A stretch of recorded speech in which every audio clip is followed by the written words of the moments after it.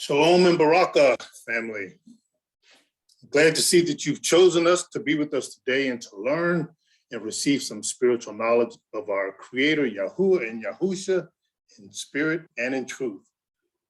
So we're here to let you know that Yahuah and Yahusha are very much alive and are bringing their light and righteousness into the world to bring forth Yahuah's wrath, judgment, and reckoning, along with Yahuah's salvation, to usher in the kingdom on earth as it is in the Shamayim.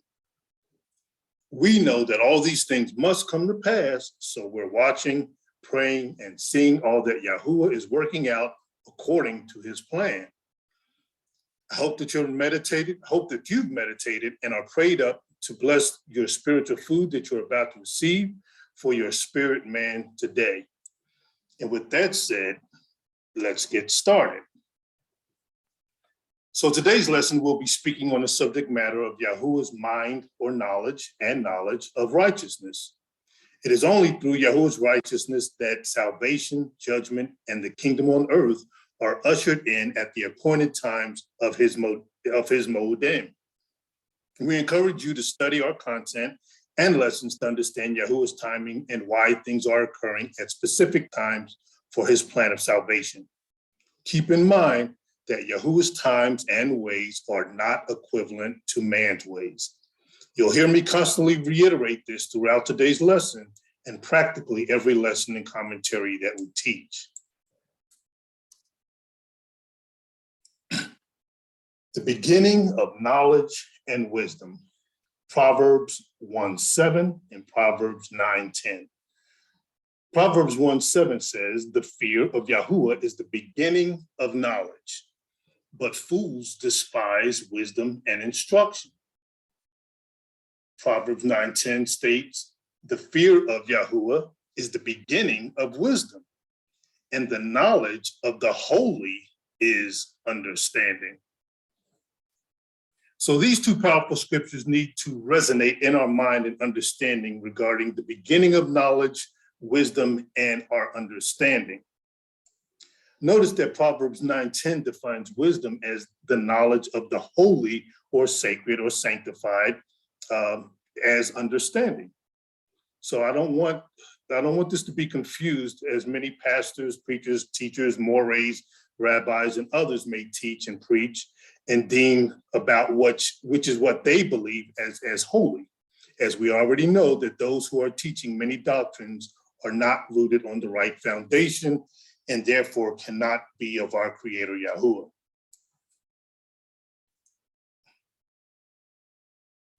So the beginning of spiritual knowledge and wisdom originates from the source of spiritual truth in the Aleph, or beginning. Any variations or deviations from the origin is not of the truth and therefore cannot be of our Creator Yahuah. The scriptures declare, "In the beginning was the Word, and the Word was with Elohim, and the Word was Elohim. The same was in the beginning with Elohim." John 1:1 and 2. So any professed knowledge and wisdom absent of the truth reveals its spirit, source, knowledge, and mind being contrary of Yahuah. This information brings forth all that is done in the darkness that comes to Yahuah's light, the truth of his Ruach and word, and all that is and was manifested through man, as the scriptures declare. So today we'll be going over the definition and understanding of knowledge, Yahuah's knowledge and man's knowledge, separating or unlearning man's ways and learning Yahuah's ways. Seek Yahuah in all truth. Yahuah's knowledge, parable of the sower explained in Matthew 13:18 and 23. The definition and understanding of wisdom, how wisdom and knowledge are hand in hand. We're going to talk about mind control, the deception of man or Satan, and how real it is. We'll discuss the man that finds wisdom and what that means. And we'll also talk about knowledge is power. We hear that term constantly, even here in the natural realm, but what does that mean in the spiritual realm as well? We're going to talk about being of the same one mind of Yahuah and Yahusha. We'll also discuss the mind of man and not of Yahuah, and Yahusha and what comes with that. We'll discuss Yahuah conveys the method to know and operate in his righteousness. We'll also talk about how Yahuah talks about how my people are destroyed for their lack of knowledge. Then we're going to touch on ignorance. Is it bliss? Ignorance is bliss, or is it? We need to understand, is it good to be ignorant or not? We'll also talk about the mind itself, and we'll touch on the mind, heart, and mouth. And we'll talk about scriptures regarding the mind. Then we're going to talk about who is on your shoulder and in your ear.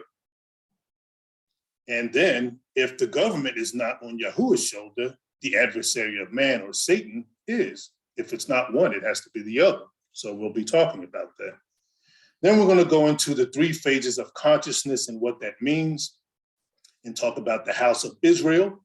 Yahuah knows the things that come into your mind, every one of them. And spiritual consciousness and being awakened, the awakened spirit, or wokeness, as the term has come about in the last several years. A lot of people speak of wokeness, and that's the spiritual consciousness that we need to be aware of. And then lastly, we'll talk about being hot or cold. You're either for Yahuah and his righteousness or against him.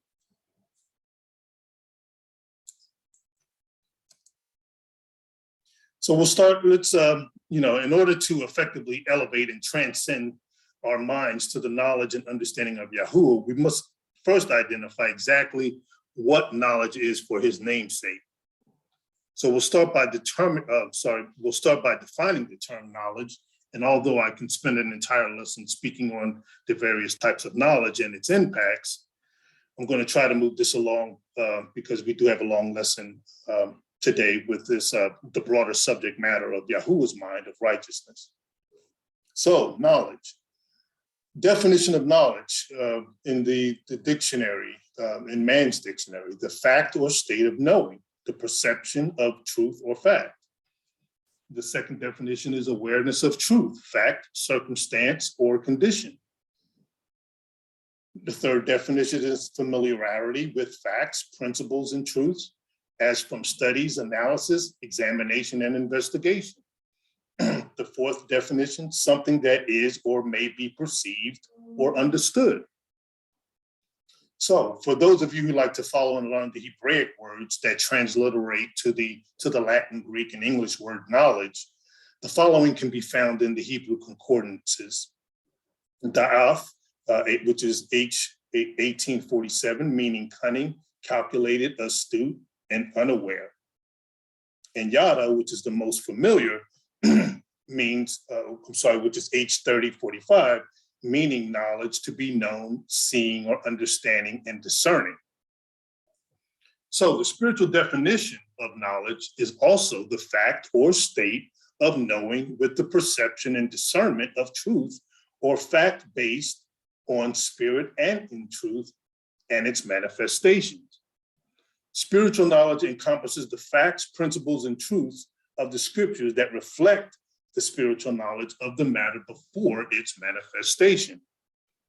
Therefore, the scriptures declare, as stewards of the word and of his righteousness, we are to prove all things and hold fast to that which is good, which is stated in 1 Thessalonians 5:21, which can only occur after the manifestation. That's how you can prove it. The word knowledge is used in the scriptures over 170 times, and it is extremely significant to one's understanding of our Creator Yahuah themselves and their salvation. The tree of knowledge of good and evil, first found in Genesis 2:9, informs us that this tree is mixed with some knowledge of good and truth, while mixed and incorporated with evils, falsities, wickedness, and lies, which makes this tree a bad tree. This is further substantiated through the scriptural texts that point out a little leaven leavens the whole lump, and a bad or rotten fruit from a rotten tree. That we find these things out in all, throughout the scriptural text of the Bible. So I want us to keep all of those things in mind regarding knowledge. Yahuwah's knowledge and man's knowledge. Yahuwah's knowledge is far greater and superior to man's knowledge. The scriptures of Isaiah 55, 8 and 9 conveys this spiritual fact regarding Yahuwah's thoughts, his will, views, ways, and knowledge not being the same as man's thoughts, will, views, ways, and knowledge. And his ways are higher than man's ways, the same with his thoughts. And it reads, "For my thoughts are not your thoughts, neither are your ways my ways, says Yahuah.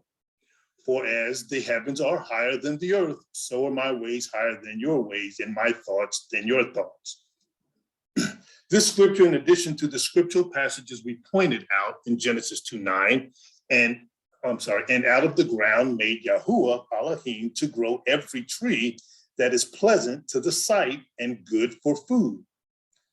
The tree of life also in the midst of the garden, and the tree of knowledge of good and evil. Galatians 5:9 says, "A little leaven leavens the whole lump." 1 Corinthians 5:6, your glory is not good. Know you not that a little leaven leavens the whole lump? Excuse me. Matthew 7:17 and 18. Even so, every good tree brings forth good fruit, but a corrupt tree brings forth evil fruit. A good tree cannot bring forth evil fruit. Again, a good tree cannot bring forth evil fruit. Neither can a corrupt tree bring forth good fruit.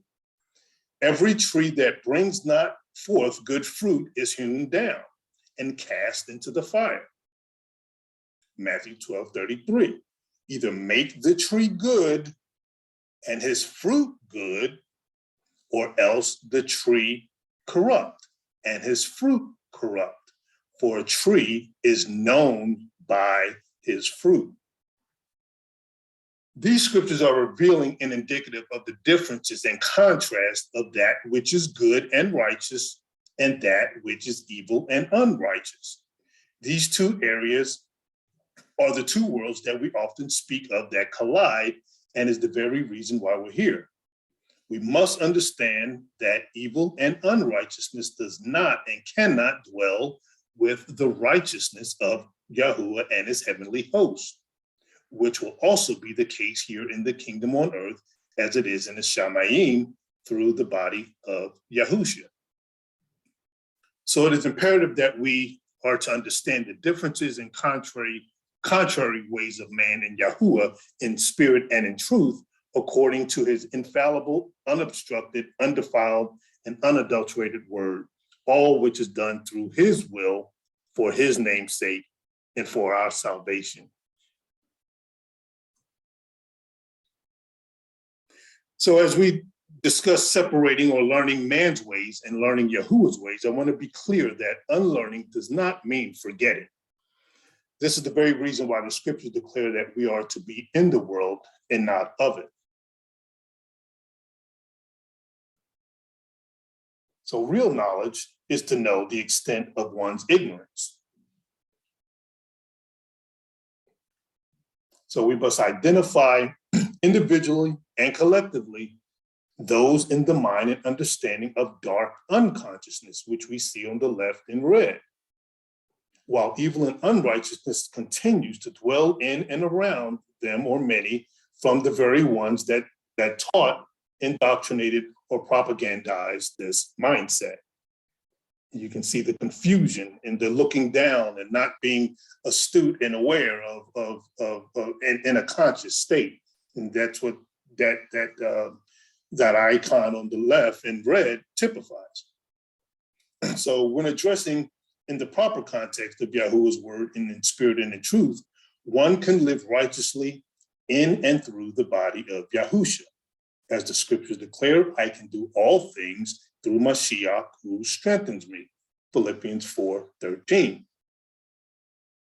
So unlearning is the intentional method one breaks down the origin of their thoughts, behaviors, biases, emotions, actions, and understanding.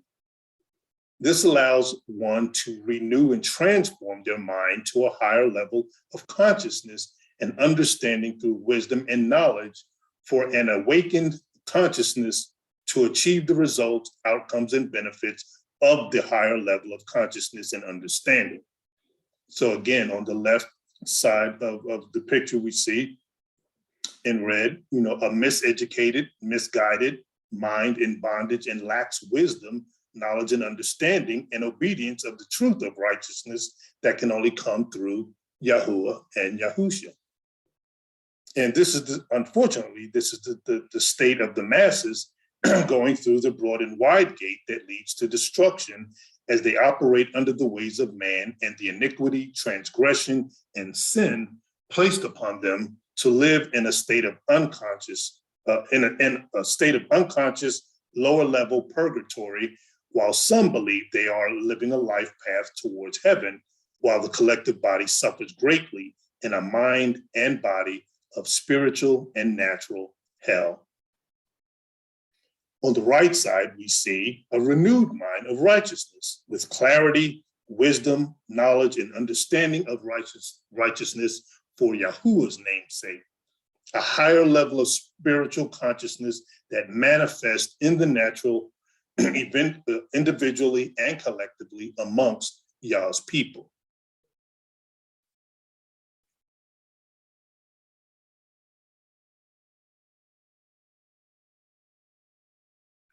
So when you have a renewed mind of righteousness, you become a new creature.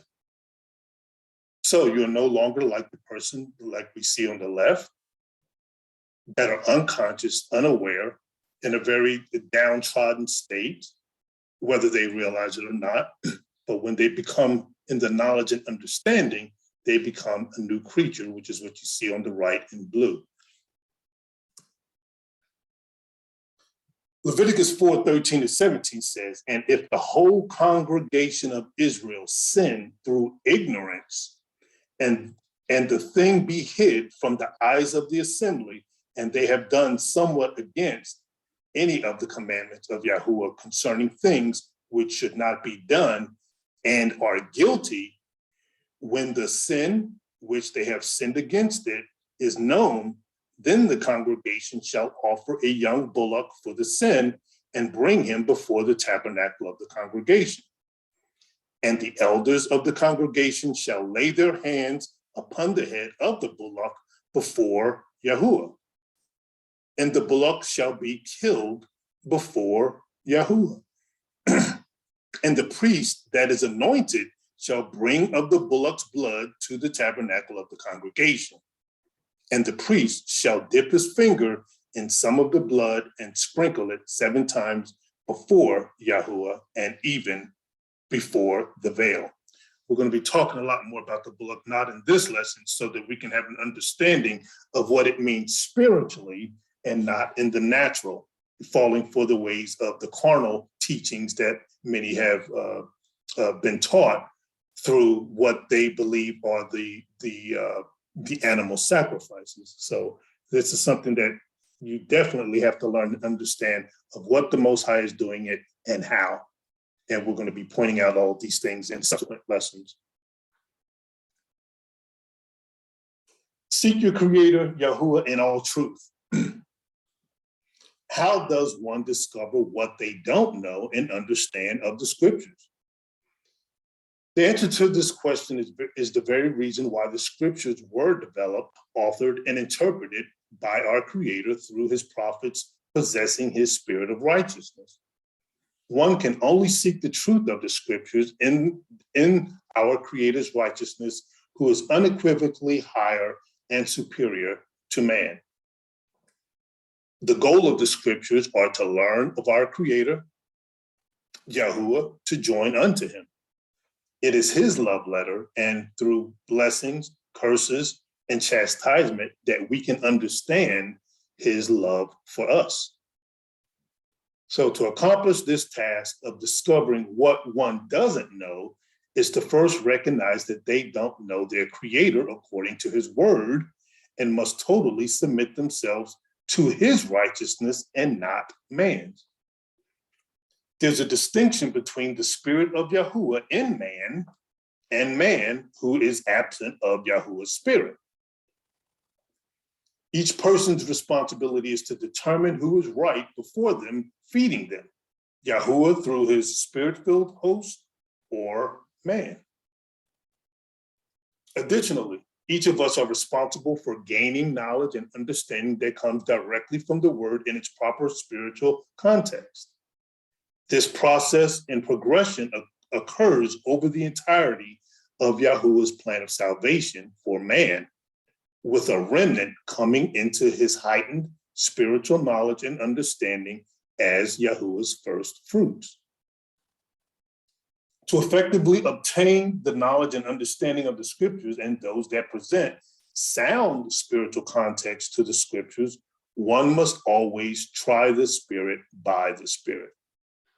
To do this, it is each person's responsibility to test the context of your understanding or the taught understanding against the word, ensuring that all precepts are upon precepts on the proper foundation.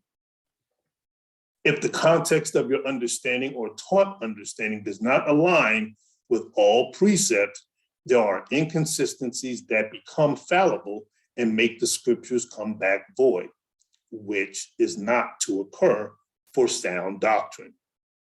Isaiah 28, 10 through 13. This process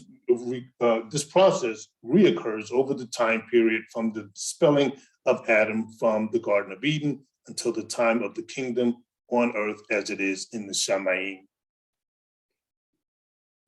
And some of that got cut off there. I apologize for that. So the answer, to the question, how does one discover what they don't know and understand of the scriptures, is far-reaching, and we cover a lot more in our other lessons and content in addition to what we have in this lesson. So definitely be sure to study the other content that harmonizes and complements this lesson's subject matter. All right.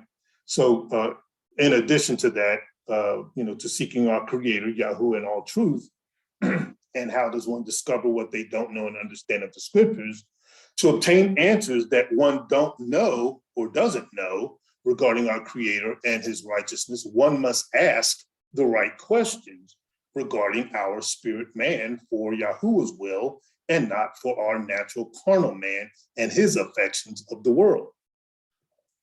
Yahuah's spiritual book is for our spiritual life and our spiritual salvation. That is the reason why we're here and why he will awaken many during this time of the end of this world age, ushering in the kingdom on earth. Yahusha Mashiach gave us the prayer in which to pray, which covers the will of our intent for his righteousness when praying and asking in spirit and in truth in Yahusha's name, which is stated in Matthew 6, 9 through 13. And after this manner, therefore pray you, our Abba, which are in Shamayim, hallowed be your name. Your kingdom come, your will be done in earth as it is in Shamayim. Give us this day our daily bread, and forgive us our debts as we forgive our debtors. And lead us not into temptation, but deliver us from evil. For yours is the kingdom, and the power, and the glory forever. Amen.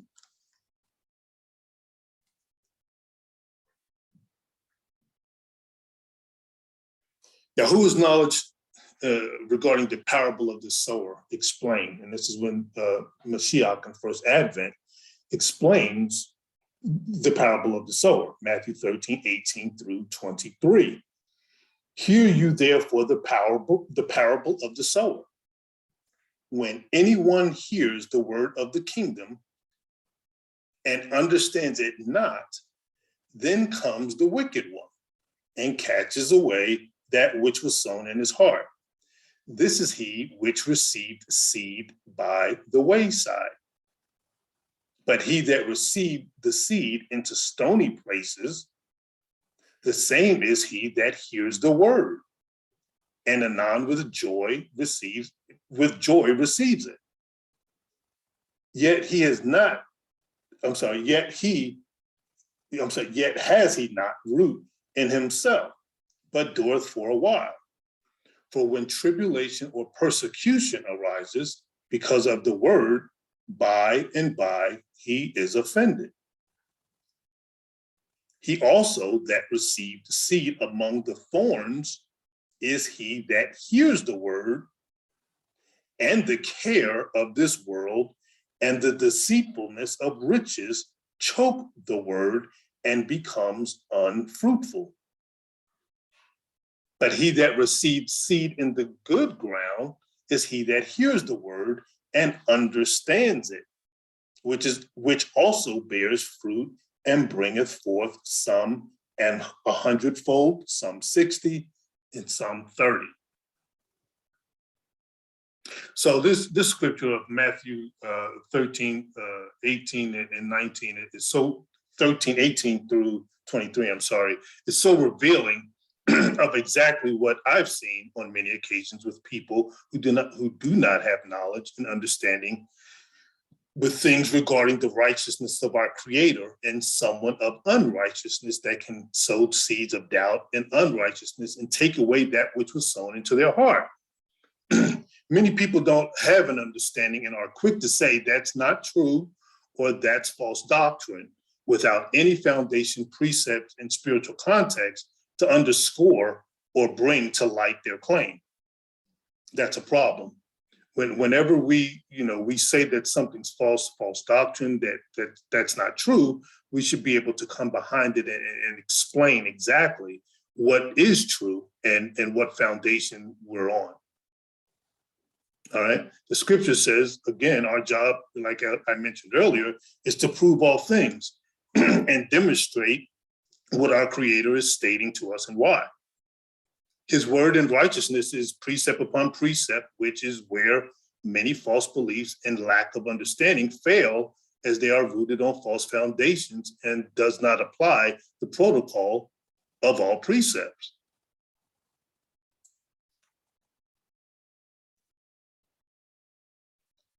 So good fruit is through the straight and narrow gate, while the bad, rotten fruit is through the broad and wide gate, as we discussed in the lesson, Enter the Narrow Gate. Those who entered the straight and narrow gate thirst for our Creator's wisdom, spiritual knowledge, and spiritual truths, and can only obtain it through faith in Yahuah and Yahusha. Let's call to our remembrance the fruits of the Spirit of Yahuah listed in Galatians 5:22 through 23. But the fruit of the Spirit is love, joy, peace, long-suffering, gentleness, goodness, faith, meekness, temperance.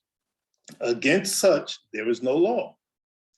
Ephesians 5:9-11 says, for the fruit of the Spirit is in all goodness and righteousness and truth, proving what is acceptable unto Yahuah, and have no fellowship with the unfruitful works of darkness, but rather reprove them.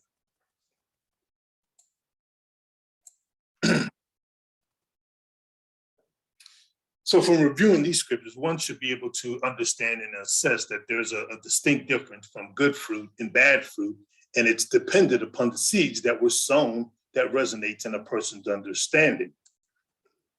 This further demonstrates the necessity of being obedient to Yahuwah's word and following the narrow gate to alleviate the unfruitful works of darkness and evil that brings destruction.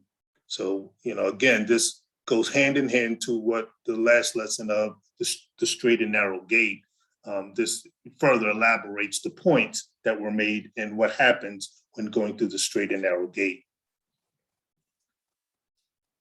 All right, so we're going to talk about wisdom. Man's definition of wisdom, having the authority, power, or ability to discern, reason, and judge based on facts, truths, and insight. The Hebrew word for wisdom, there's two that I'm familiar with, is chokmah, which is from a Hebrew perspective, H2451, meaning skillful and wise in a good sense. And the other word is actually the Greek word for wisdom, which is Sophia, which is in the concordance of G4678, meaning worldly or spiritual wisdom. So it can mean one or the other. So the spiritual definition for wisdom is the will of one's internal spirit man through the works of knowledge, righteous or unrighteous, intelligence, righteous or unrighteous, and work, laboring in deeds of righteousness or unrighteousness, each bringing forth individually and collectively the manifestation of that which is invoked, either righteousness with blessings or unrighteousness with curses. Again, we see the differences of the two worlds come into play, both from an individual perspective and from a collective perspective. The wisdom of the righteous spirit man has his heart and mind on spiritual and heavenly matters based on spiritual truths, facts, and insight that manifest in the natural realm of the blessings of Yahuah. The wisdom of the unrighteous man's spirit relies on his natural carnal abilities and intelligence based solely on natural matters, facts, and insight that they can carnally prove at the time for their immediate and foreseeable benefit and gain without consideration of the natural manifestations of the curses that would follow to the third and fourth generations of the spiritual lineage, while disregarding, not caring, or being ignorant, which is without knowledge, of the benefits of Yahuah's spiritual knowledge. I know that's a mouthful in a long run-on sentence, but we have to make sure that we consider and understand these things, because this is what has happened over this time of the plan of salvation, and why you may understand certain things at different times of your life. You have to understand the process as to what has taken place to have brought you to where you are. So by now you have heard me constantly reiterate and underscore the importance of the scripture, Proverbs 4:7. Wisdom is the principal thing, therefore get wisdom, and with all you're getting, get understanding. We must comprehend that true understanding comes from wisdom, which is what the scriptures declares and conveys to us. The wisdom that Yahuah conveys regarding his spirit, will, thoughts, and ways are that which are righteous and brings forth righteousness from the good fruits and labor that result in the kingdom within you. And the kingdom on earth as it is in the Shamayim, when all of his sheep come into his wisdom, knowledge, and understanding after his judgment. So it is imperative that we understand wisdom and knowledge occurs over time through the laboring of the collective body. Wisdom and knowledge is not solely about us individually, it is about the collective body, both spiritually and naturally. When we completely understand this, we can determine the outcomes and results are indicative of the culmination of the spirit, facts, and actions that preceded it. This is the very reason why the expression hindsight is 20/20, because one can see or understand when they look at what was presented and its outcomes. While I'm not endorsing or advocating all the thoughts and sayings of our 36th president, Lyndon Johnson, he once said, we can draw conclusions from the past, but we cannot live in it. That's a mouthful in itself. It's very profound. It's a very profound statement to say we can draw from lessons from the past, but we cannot live in it. So these profound words echo Yahuah's plan of salvation, which is why Yahuah has to purify and restore his assembly or church of believers to his righteousness here on earth before joining back to him in the celestial realm of the Shamayim, or heaven.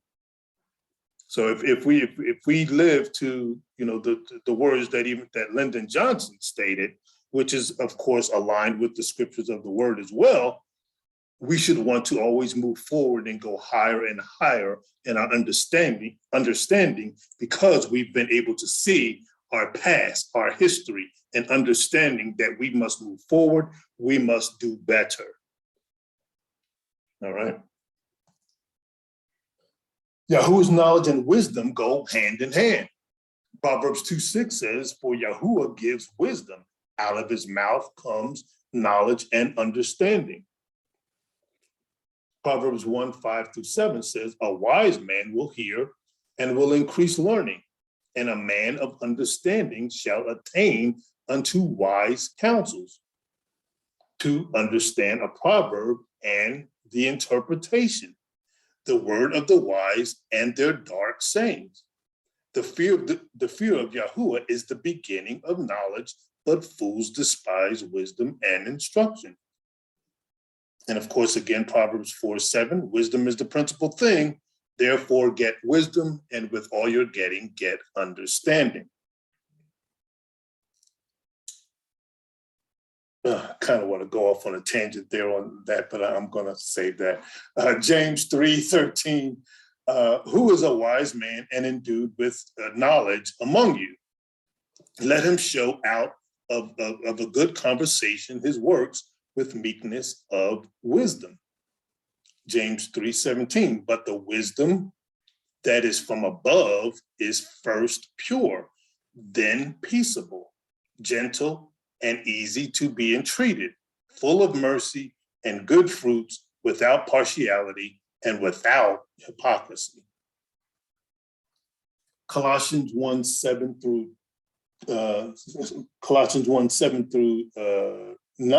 10 says, as you also learned of Epaphras and dear fellow servant, who is for you a faithful minister of Mashiach, who also declared unto us, your love in the Spirit. For this cause we also, since the day we heard it, do not cease to pray for you, and to desire that you might be filled with the knowledge of his will in all wisdom and spiritual understanding, that you might walk worthy of Yahuwah unto all pleasing, being fruitful in every good work and increasing in the knowledge of Elohim. 1 Corinthians 12:7-8 says, but the manifestation of the Spirit is given to every man to profit withal. For to one is given by the Spirit the word of wisdom, to another the word of knowledge by the same Spirit.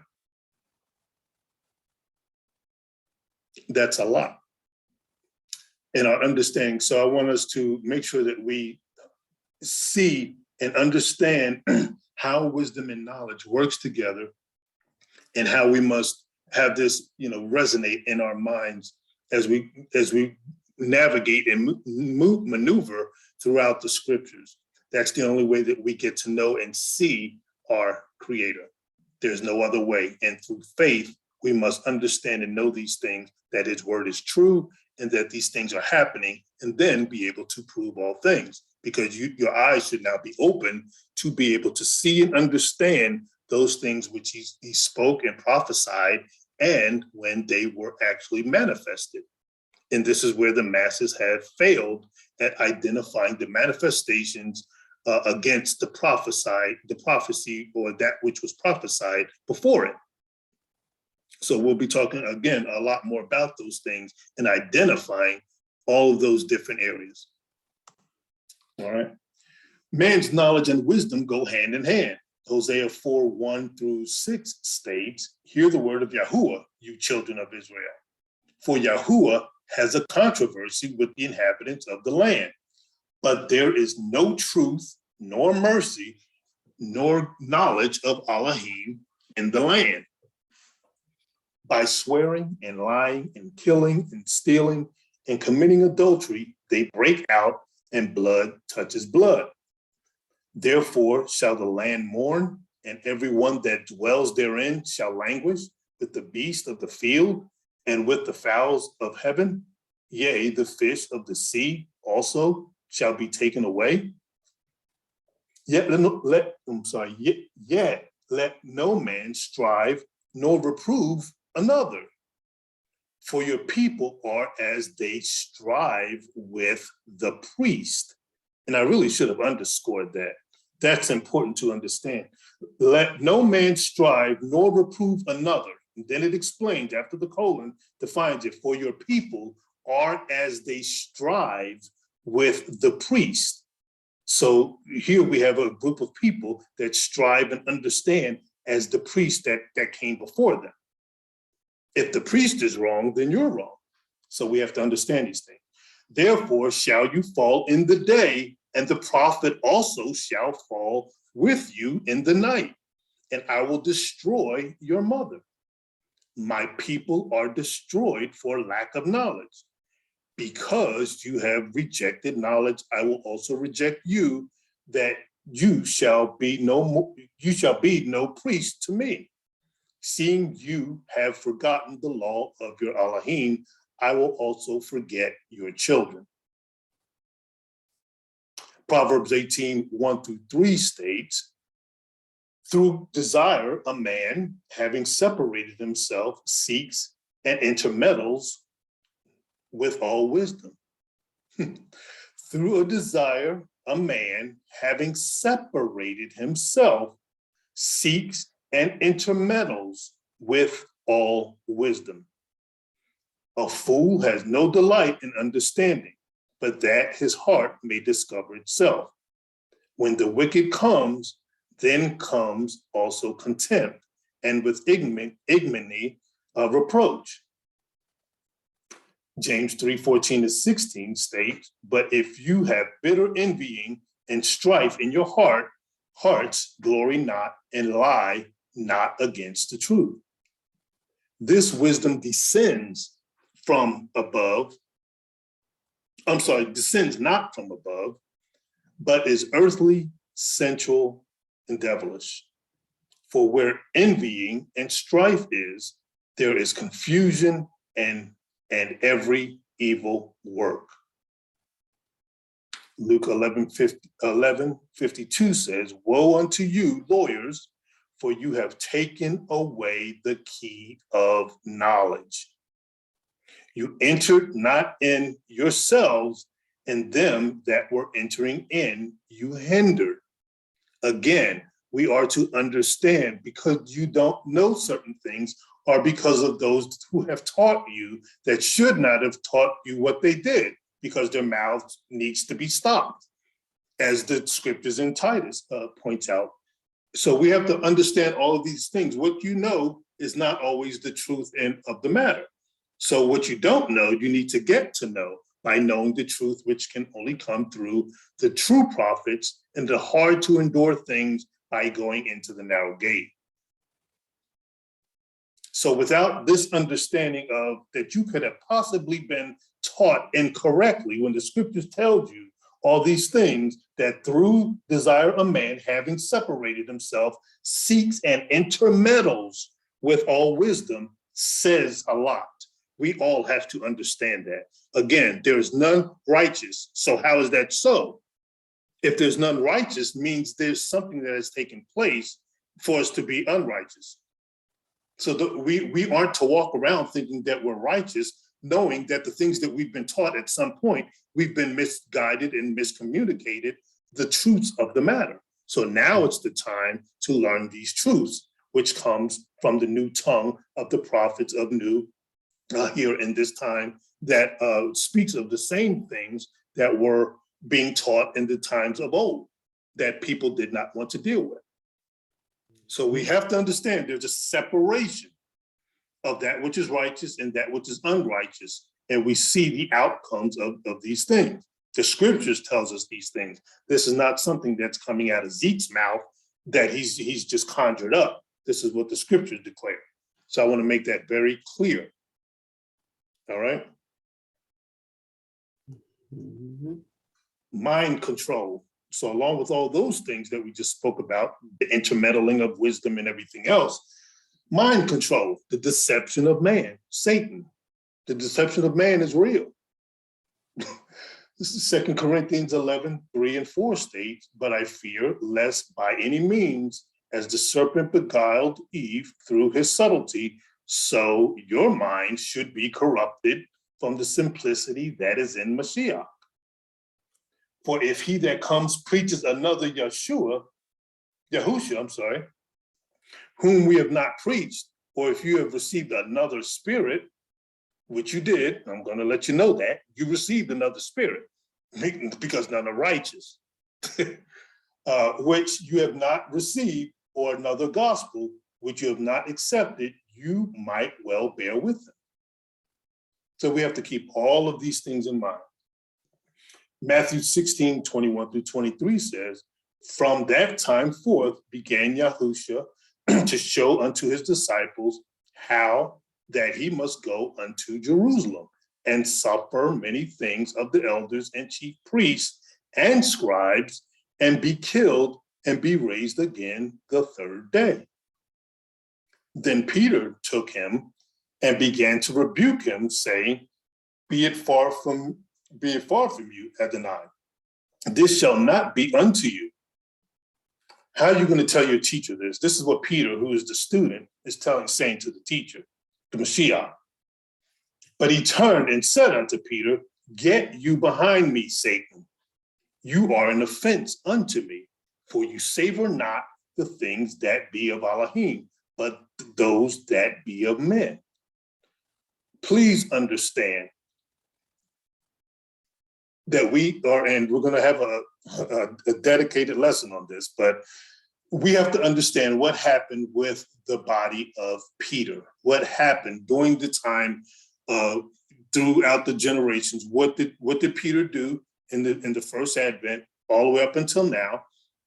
And what does Peter typify? We need to understand those things for those that don't know. So it's important for you to get all of this to resonate in your spirit and understanding, so that when the other lessons come, all of these pieces of the puzzles begin to fit together. All right. Zechariah 3, 1 and 2 states, and he showed me Joshua, the high priest, standing before the angel of Yahuah, and Satan standing at his right hand to resist him. And Yahuah said unto Satan, Yahuah rebuke you, O Satan. Even Yahuah that has chosen Jerusalem rebuke you. Is not in the brand plucked out of the fire. There's several other scriptures I wanted to list. I didn't want to go through and read all of the rest, but I would like to, but for the sake of time, I just listed some here. So I want you guys to take notes and go back over this lesson in video as well.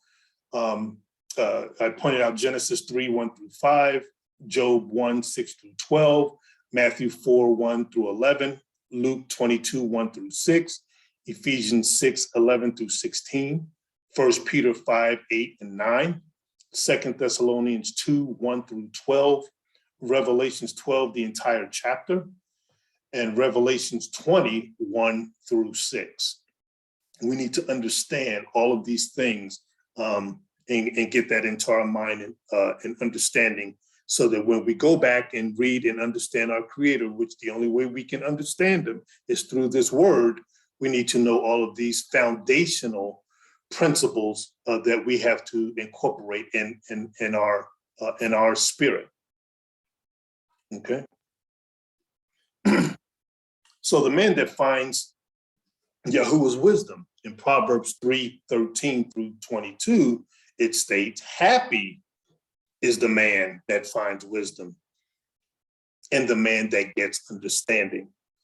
For the merchandise of it is better than the merchandise of silver, and the gain thereof than fine gold. She is more precious than rubies, and all the things you can desire are not to be compared unto her. Length of days is in her right hand. Length of days is in her right hand, and in her left hand, riches and honor. We're going to be talking a lot more about that, not in this lesson, but we'll be talking about that so that you understand, again, spiritual time, what is the length of days, what is the right hand, and what is in the left hand. I don't want to go down the rabbit hole in this lesson regarding that, but I want you to do your own research. And of course, we're going to have follow-up lessons and discussing these things. 3:17 says, her ways are ways of pleasantness, and her paths are peace. She is a tree of life to them that hold upon her, and happy is everyone that retains her. Yahuah by wisdom hath founded the earth, by understanding hath he established the heavens.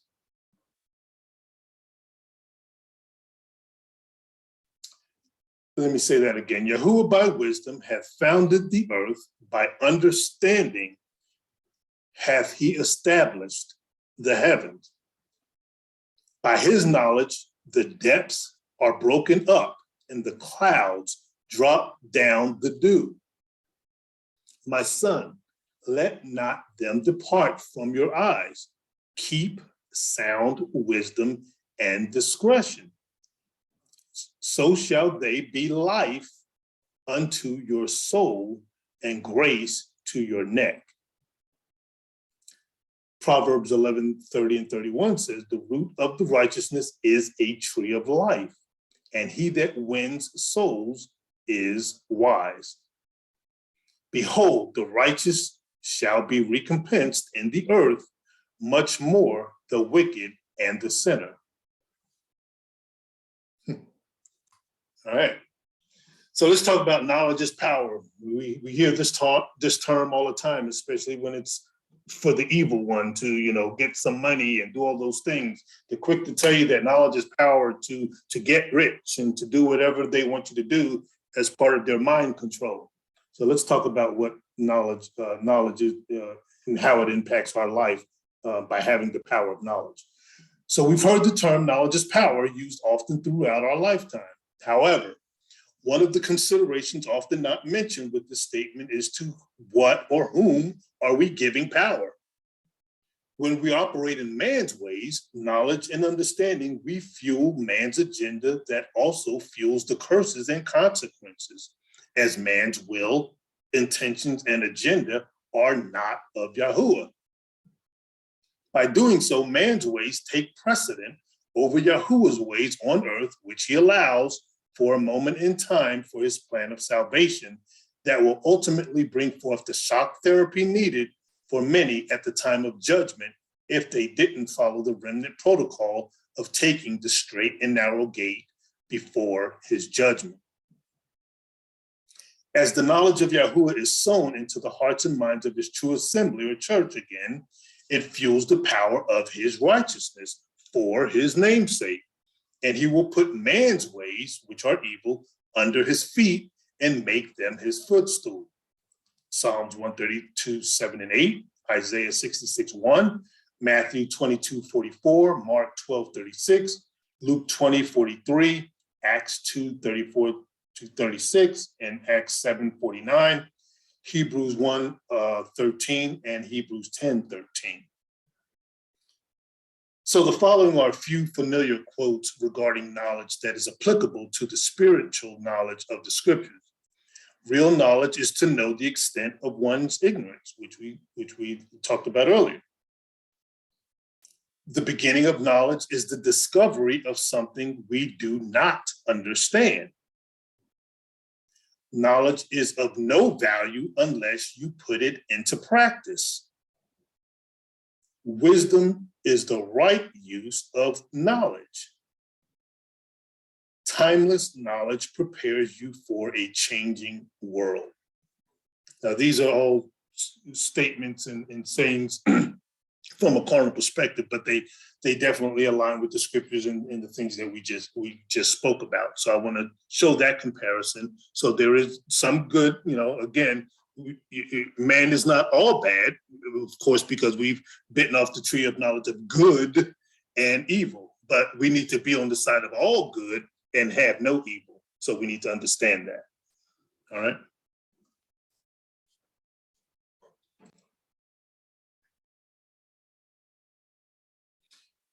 So I've continued to reiterate, and I will always say this, I continue to reiterate and echo the scripture of Isaiah 55:8. Yahuah's thoughts are not man's thoughts, and his ways are not man's ways. In order to comply and be obedient to our Creator's Torah, or his laws, statutes, oracles, commandments, and covenants, one must comprehend that his ways are not our ways. And we must not invoke natural and carnal thinking and intelligence to Yahuwah's spiritual wisdom, knowledge, and intelligence. The very thought process of thinking from a carnal and natural perspective is why we're here, to endure Yahuwah's plan of salvation for our spirit's purification and restoration of righteousness that only comes from Yahuwah and his only begotten Son. We see throughout scriptural text Yahuwah's continued displeasure, discontentment, anger, and disappointment in his people due to their disobedience, evil thoughts, and ways that are not of his ways and righteousness. We covered several areas of Yahuwah's disappointment and anger with his prophets of old and new in various lessons, including part 1 and 2 of Enter the Narrow Gate, For his name's sake, and many other lessons. It is imperative that we obtain the counsel of Yahuwah through his scriptural text by using his blueprint and plan for our spiritual lives through his word in the proper context, in spirit and in truth, that eliminates man's carnality, biases, differences, thoughts, ideas, and beliefs that are not of Yahuwah. As we've continuously stated and reiterate, the scriptures are written for Yahuwah's plan of salvation of the two worlds, the spiritual of his righteousness, and the carnal and natural of unrighteousness, which collide within man. Depending upon the context and understanding of the scriptures, from 1, choosing the narrow gate by studying and learning for yourself in spirit and in truth, by way of the Ruach HaKodesh being set apart and operating in obedience of Yahuwah. 2, being presented with the hard to endure truths by the true prophets who are set apart in the place of safety and obedience with the truth and counsel of the word, led by the Ruach HaKodesh, with 1 having the eyes to see and ears to hear to operate in obedience, or 3, being led by false prophets through the broad and wide gate that culminates to the manifestations of being in houses made with the hands of men, including the traditions and cultures of men, leading to your understanding or lack thereof regarding Yahuwah's righteousness of his one mind that propels the masses into unrighteousness and enslavement to a mind, body, and spirit contrary to our Creator. So it's important that we know that each of us, through our own volition, must understand these spiritual truths. Excuse me. 2 Peter 2:9-11 says, Yahuwah knows how to deliver the godly out of temptation and reserve the unjust unto the day of judgment to be punished, but chiefly them that walk after the flesh in the lust of uncleanness and despise government. Presumptuous are they, self-willed, they are not afraid to speak evil of dignities.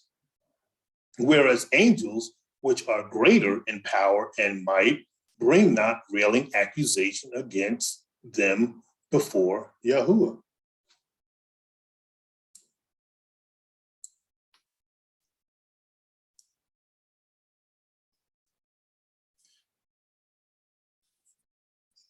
Being of the one same one mind, or it should be same one mind of Yahuwah and Yahusha. Job 23:13 says, but he is in one mind, and who can turn him? And what his soul desires, even that he does. 1 Corinthians 1:10-11 says, now I beseech you, brethren, by the name of our Adonai, Yahusha Mashiach, that you all speak the same thing, and there be no divisions among you, but that you be perfectly joined together in the same mind and in the same judgment. For it has been declared unto me of you, my brethren, by them which are of the house of Chloe, that there are contentions among you. Contentions, why? Because there's two minds. All right. Romans 12:16. Be of the same mind one toward another. Mind not high things, but condescend to man of low estate. Be not wise in your own conceits. Romans 15:5-7 says, now the Elohim of patience in consolation grant you to be like-minded one toward another, according to Mashiach Yahusha, that you may with one mind and one mouth glorify Elohim, even the Father of our Adonai Yahusha Mashiach.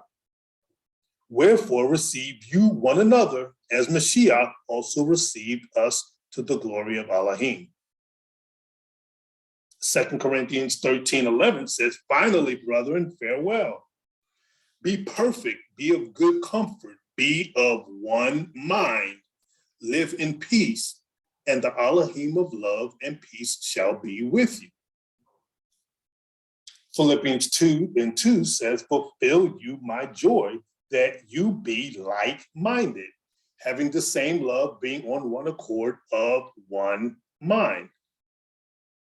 1 Peter 3:8-9 says, finally, be you all of one mind, having compassion one of another, love as brethren, be pitiful, be courteous, not rendering evil for evil or railing for railing, but contrariwise blessing, knowing that you are thereunto called, that you should inherit a blessing. So being of the same one mind of Yahuah and Yahusha, thereby being like-minded in their righteousness, we are to be able to keep the Torah as the laws, as all of the laws of the Torah and the Nevi'im or the prophets. We have to understand, in order to keep those things, we have to learn these things in spirit and in truth, and learn that we may have been taught mistruths and misinformation and be misguided. So we have to, again, renew our minds to understand these truths. Matthew 22:36-40 says, Master, which is the great commandment in the law? Yahusha said unto him, you shall love Yahuah, your Elohim, with all your heart and with all your soul and with all your mind. This is the first and great commandment. And the second is like unto it. You shall love your neighbor as yourself. On these two commandments hang all the Torah or law and the Nevi'im prophets. All right, again, we're going back to the red zone of man, the mind of man and not of Yahuah and Yahusha. Revelation 17:11-14 says, and the beast that was and is not, even he is the eighth, and is of the seven, and goes into perdition. And the 10 horns which you saw are 10 kings, which have received no kingdom as yet, but received power as kings 1 hour with the beast. These have one mind, and shall give their power and strength unto the beast. So you have one mind to the beast, and you have another mind unto righteousness of Yahuah and Yahusha. These shall make war with the Lamb, and the Lamb shall overcome them. For he is Adonai of Adonais and King of kings, and they that are with him are called and chosen and faithful. All right, so as I just explained, that's the one mind of the evil and wickedness of man. And we see the outcomes of those things. So now we're going to talk about double-mindedness, which is, again, not of one mind. You have two minds. Genesis 2:9, again, we point out, and out of the ground made Yahuah Elohim to grow every tree that is pleasant to the sight and good for food. The tree of life, one mind, also in the midst of the garden. And the tree of knowledge of good and evil, double-mindedness. All right. Genesis 2:17, but of the tree of knowledge of good and evil, you shall not eat of it. For in the day that you eat thereof, you shall surely die. Double-mindedness. You won't have life because you don't know the one way of the life.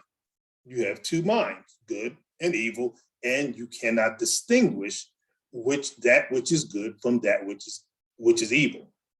Again, none are righteous because of those that have come before us and have taught things prior to us, and your parents and your grandparents and the generations before you now have led you down the path of believing something that is not true, unless it is of Yahuah and Yahusha and his righteousness.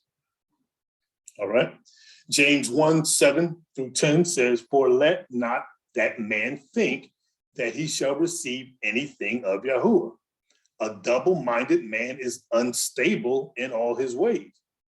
Let the brother of low degree rejoice in that he is exalted, but the rich in that he is made low, because as the flower of the grass, he shall pass away. James 4:7-8 says, submit yourselves therefore to Elohim. Resist the devil and he will flee from you. Draw nigh to Elohim and he will draw nigh to you. Cleanse your hands, you sinners, and purify your hearts, you double-minded. So as we can see via the scriptures, man has a mind of his own and is double-minded and has one mind that fuels the power and strength of the beast. And that's the mindset that we have to come out of and be of one mind that fuels the power of his righteousness of Yahuah and Yahusha for their name's sake. And it behooves us to do so when we know who the winner is going to be, right? So yeah. Yahuah conveys to us the method to know and operate in his righteousness. Yahuah presents his love letter, autobiography, and autograph, also known as the Bible, to his people, allowing us to make our way back to him through his path, his ways, and his righteousness for his name's sake. In doing so, he gives specific instructions that are foundational principles that must be followed to know, understand, and operate in obedience of his righteousness. Any different or contrary method utilized nullifies and makes void his word and is therefore operating on a false foundation where he cannot be found. We know and have emunah or faith in his word that will not come back void. Isaiah 55:11. It is important to remember a little leaven leavens the whole lump. So again, it's our job to make sure that we don't have leaven. Everything has to be built on his foundation in his righteousness for his name's sake. All right, so to conceptualize and understand and operate in obedience of Yahuah's mind of righteousness, here are a few core scriptural principles which must be followed. And of course, this is not an exhaustive list of the scriptures that declare this, but I just wanted to point out a few. So one is come out of her, my people, Revelation 18:4, which are the ways of unrighteousness, wicked and evils of man is not as not one is righteous, as Romans 3:10 tells us. To obtain knowledge, to understand doctrine are for those weaned from the milk and drawn from the breast. For precept must be upon precept, line upon line, here a little and there a little. For with stammering lips, another tongue will he speak to this people. Isaiah 28:8-13. We must study to show ourselves approved unto Elohim, a workman that needs not be ashamed, rightly dividing the word of truth. 2 Timothy 2:15. We must follow that salvation is of the Jews. You must be a Jew inwardly, Romans 2:29. Your foundation has to be set on all of these things.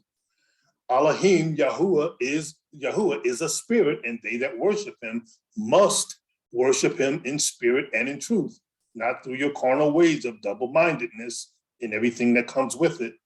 John 4:22, 22-5.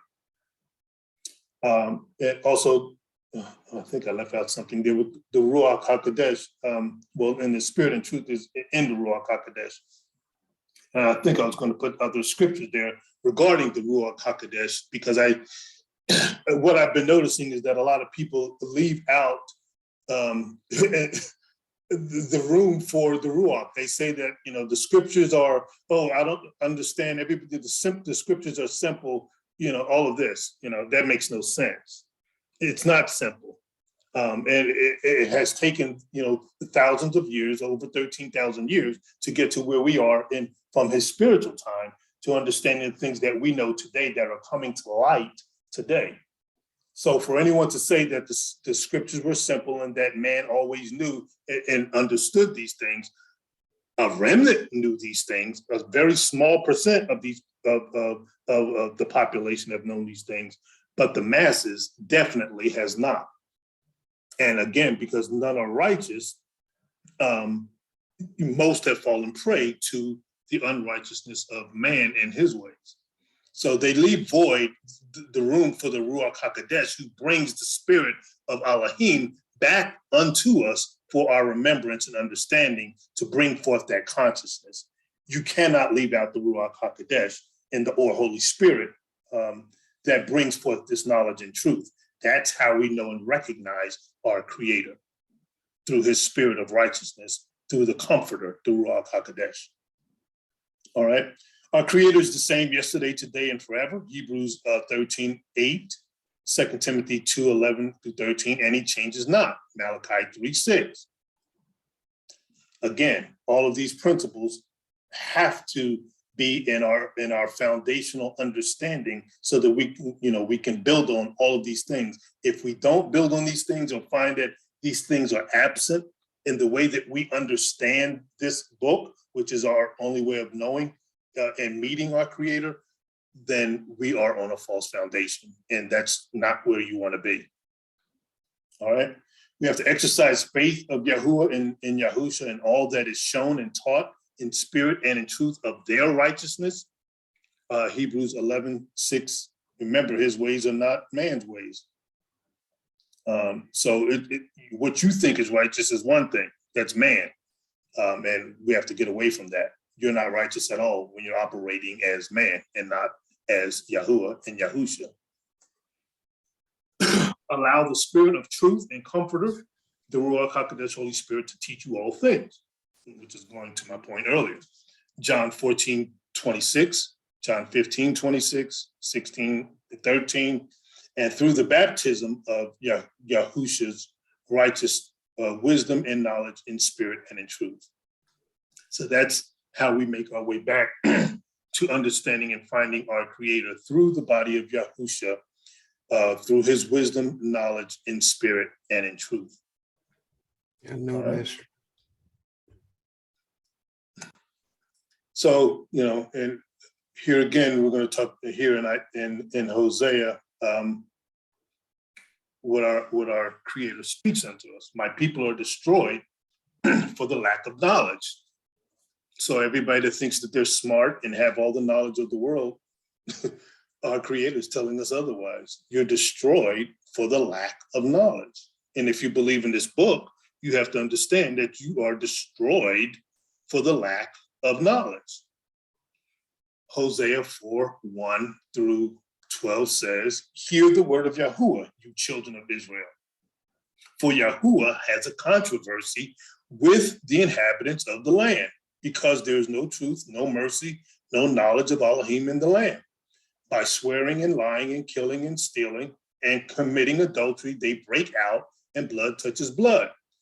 Therefore shall the land mourn, and everyone that dwelleth therein shall languish with the beasts of the field and with the fowls of the heaven.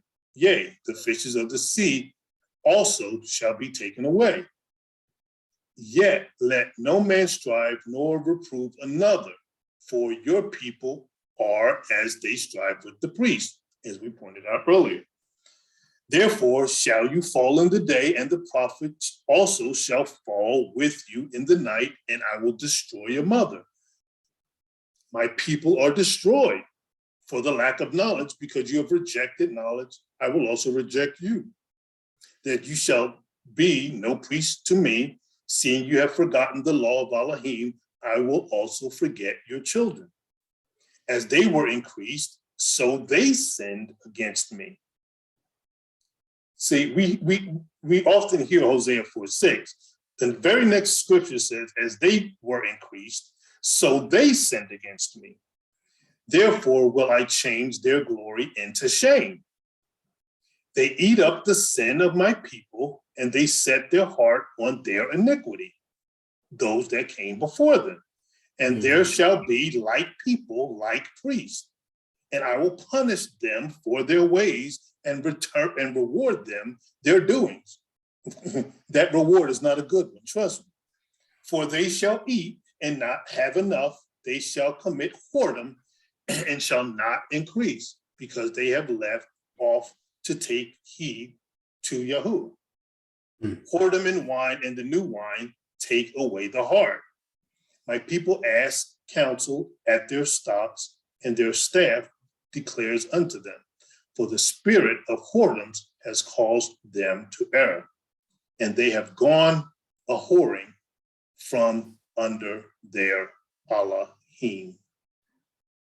All right.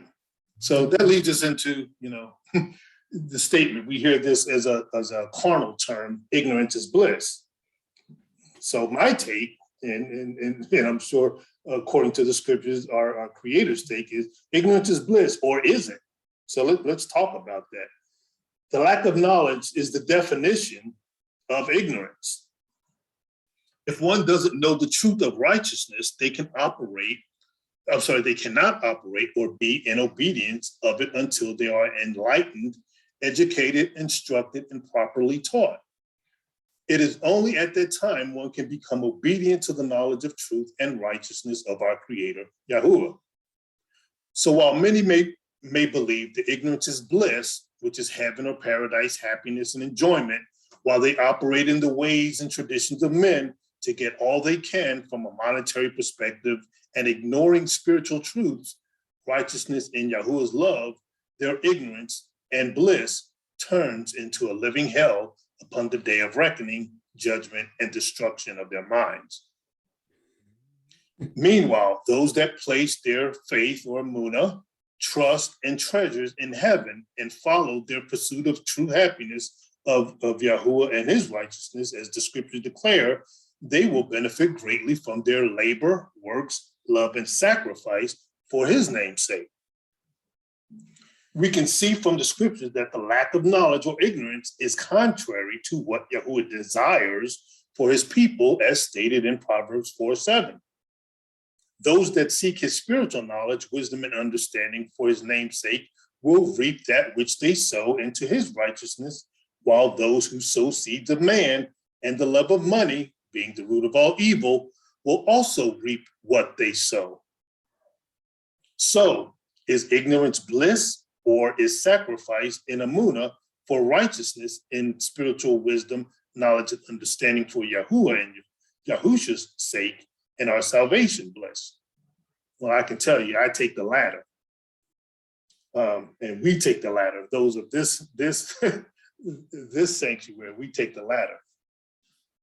All right. So from our perspective as believers of Yahuah's undefiled and unadulterated word, we wholeheartedly and emphatically know that ignorance is not bliss and is short-lived, that leads to destruction, while the sacrifice of love, charity, faith, joy, peace, long-suffering, goodness, temperance, and meekness from Galatians 5:22, 1 Corinthians 13:13, 1 Corinthians 16:14, 1 Timothy 1-5, 2:15, 4:12, and 2 Timothy 3:10-12, 1 Peter 4:8, 1 Peter 5:14, and Revelations 2:9 results in spiritual knowledge, Yahuah's righteousness, and the kingdom within us and on earth as it is in heaven, and later in paradise with the heavenly host of Yahuah.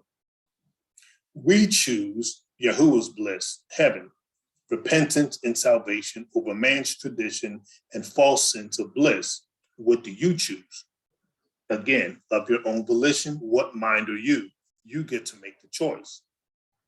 Selah. Exactly.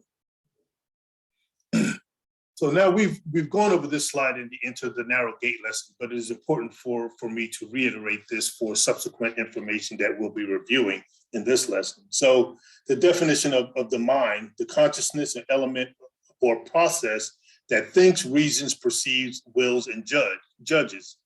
These are the three components of consciousness that encompasses 1, superconsciousness, 2, consciousness, and 3, that should be really unconsciousness, which goes hand in hand with subconsciousness. The mind of superconsciousness is of our creator, Yahuah, while the consciousness and unconscious mind are not of Yahuah, but are of man. This is important to understand the difference of these three components of consciousness. As we've discussed in many of our lessons, what is in a person's mind, and also their spiritual heart, will, and understanding, is what he or she will follow. What he or she will follow, understand, and operate, whether right or wrong, righteous or unrighteous, like we just spoke about. Since all of mankind have fallen short of Yahuwah's righteousness and glory, man has not been in the divinity and spiritual intelligence of our Creator since the initial fall from grace, landing us in the Garden of Eden. It is from that time forward that man has lost his mind of righteousness and therefore pays the penalty throughout the plan of salvation to bring us back into Yahuwah's righteousness through the body of Yahusha. I'm not gonna spend a lot of time, since we went on this part in the Enter the Narrow Gate lesson. I'm not gonna spend a whole lot of time on this and the next slide, but yeah, I do want you to recall this. And if you haven't gone over the Enter the Narrow Gate lesson, I definitely recommend that you do so. So we talk about, what's in a person's heart comes out of their mouth. So I want you to, take that and let's make sure that we understand, why certain things, why this saying and what this saying it means to us in spirit and in truth. All right. And the same thing goes for this slide regarding the mind, heart, and mouth. I will go over this quickly, as quickly as I can. So Luke 6:43 through 45 says, "For a good tree brings not forth corrupt fruit, neither does a corrupt tree bring forth good fruit.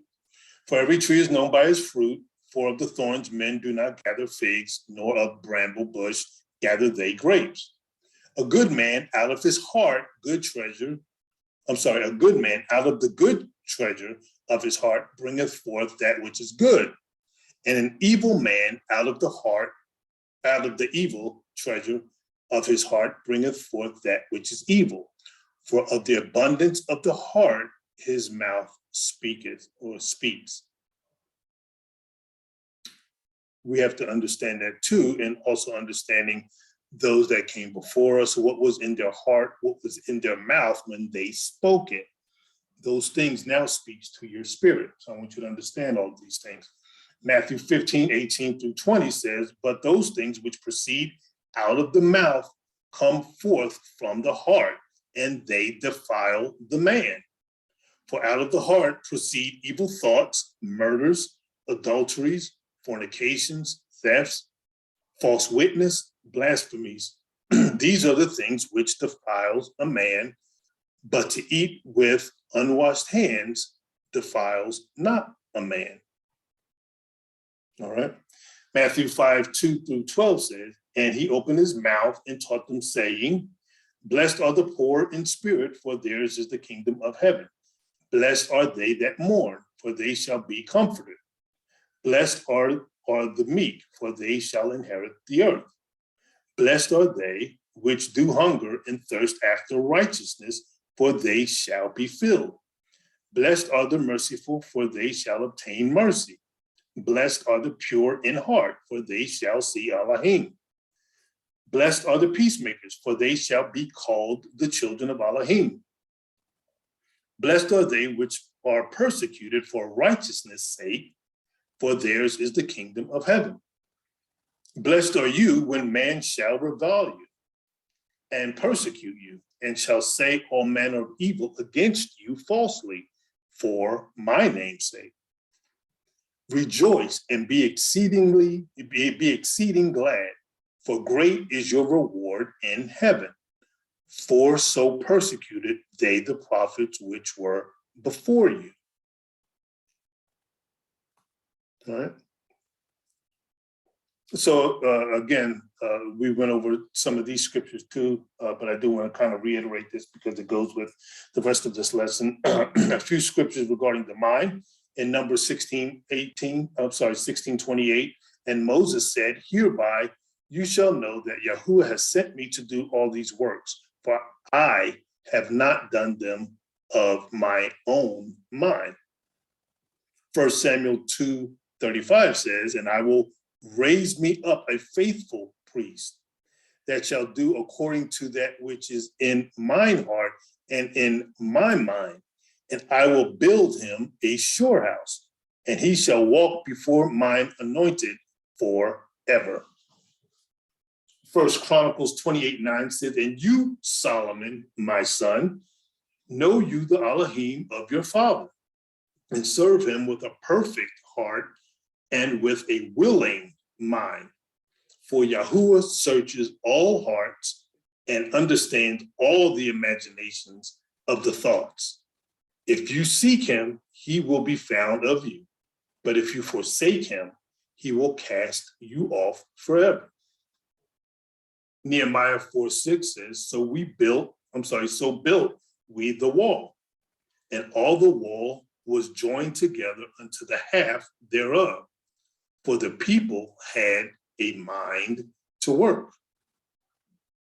Jeremiah 32:35 says, and they built the high places of Baal, which are in the valley of the son of Hinnom, to cause their sons and their daughters to pass through the fire unto Molech, which I commanded them not, neither came into my mind, that they should do this abomination to cause Judah to sin.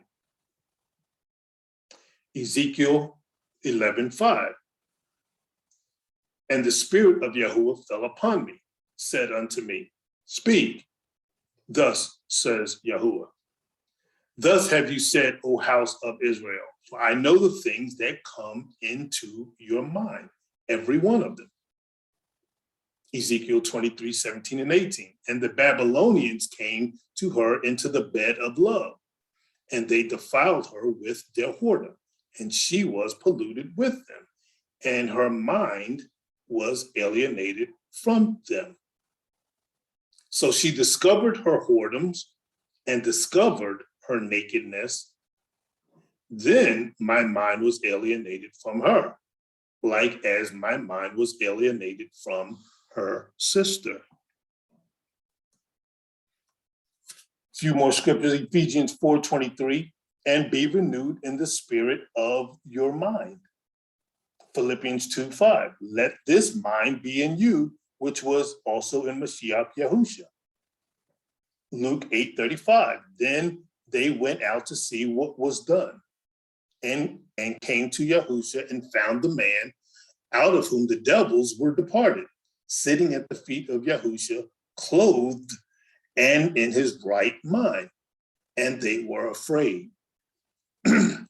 Colossians 2:18, let no man beguile you of your reward in a voluntary humility and worshiping of angels, intruding into those things which he hath not seen, vainly puffed up in his fleshly mind. 2 Timothy 1:7, for Elohim hath not given us a spirit of fear, but of power and of love and of sound mind. Romans 1:28 says, and even as they did not like to retain Elohim in their knowledge, Elohim gave them over to a reprobate mind to do those things which are not convenient. Romans 7:23, but I see another law in my members, warring against the law of my mind, and bringing me into captivity to the law of the sin which is in my members. Romans 12:2, and be not conformed to this world, but be ye transformed by the renewing of your mind, that you may prove that which is that, that you may prove what is that good and acceptable and perfect will of Elohim. Matthew 22:37, Yahusha unto him, you shall love Yahuah, your Elohim, with all your heart, with all of your soul, and with all of your mind.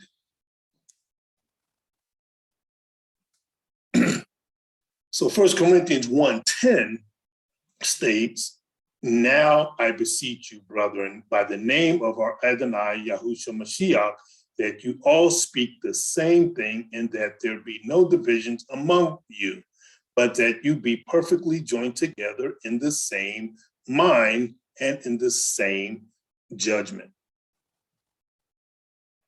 All right. So keeping all these things in mind, I want you to understand who is on your shoulder and in your ear.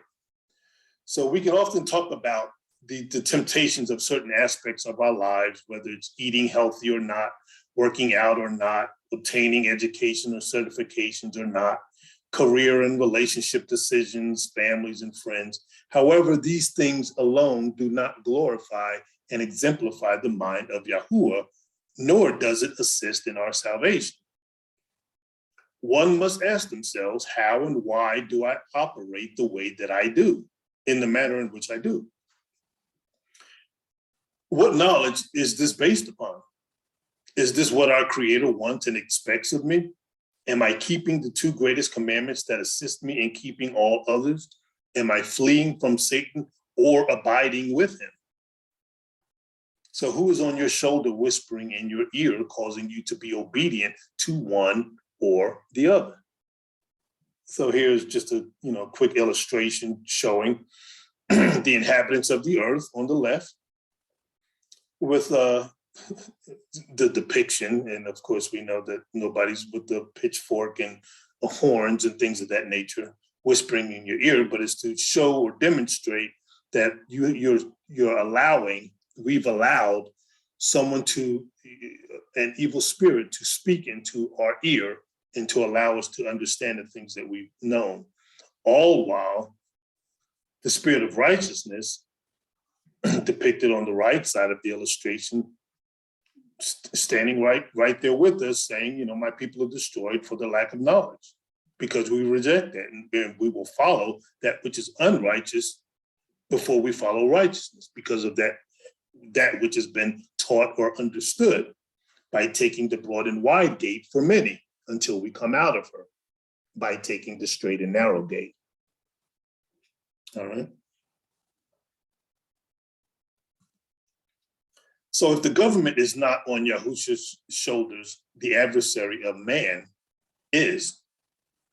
Again, on the left, depicting man's religion, belief systems, and national governments in the correlating scriptures, and who's, speaking these things from the traditions of men and the systems in the national governments upon the earth.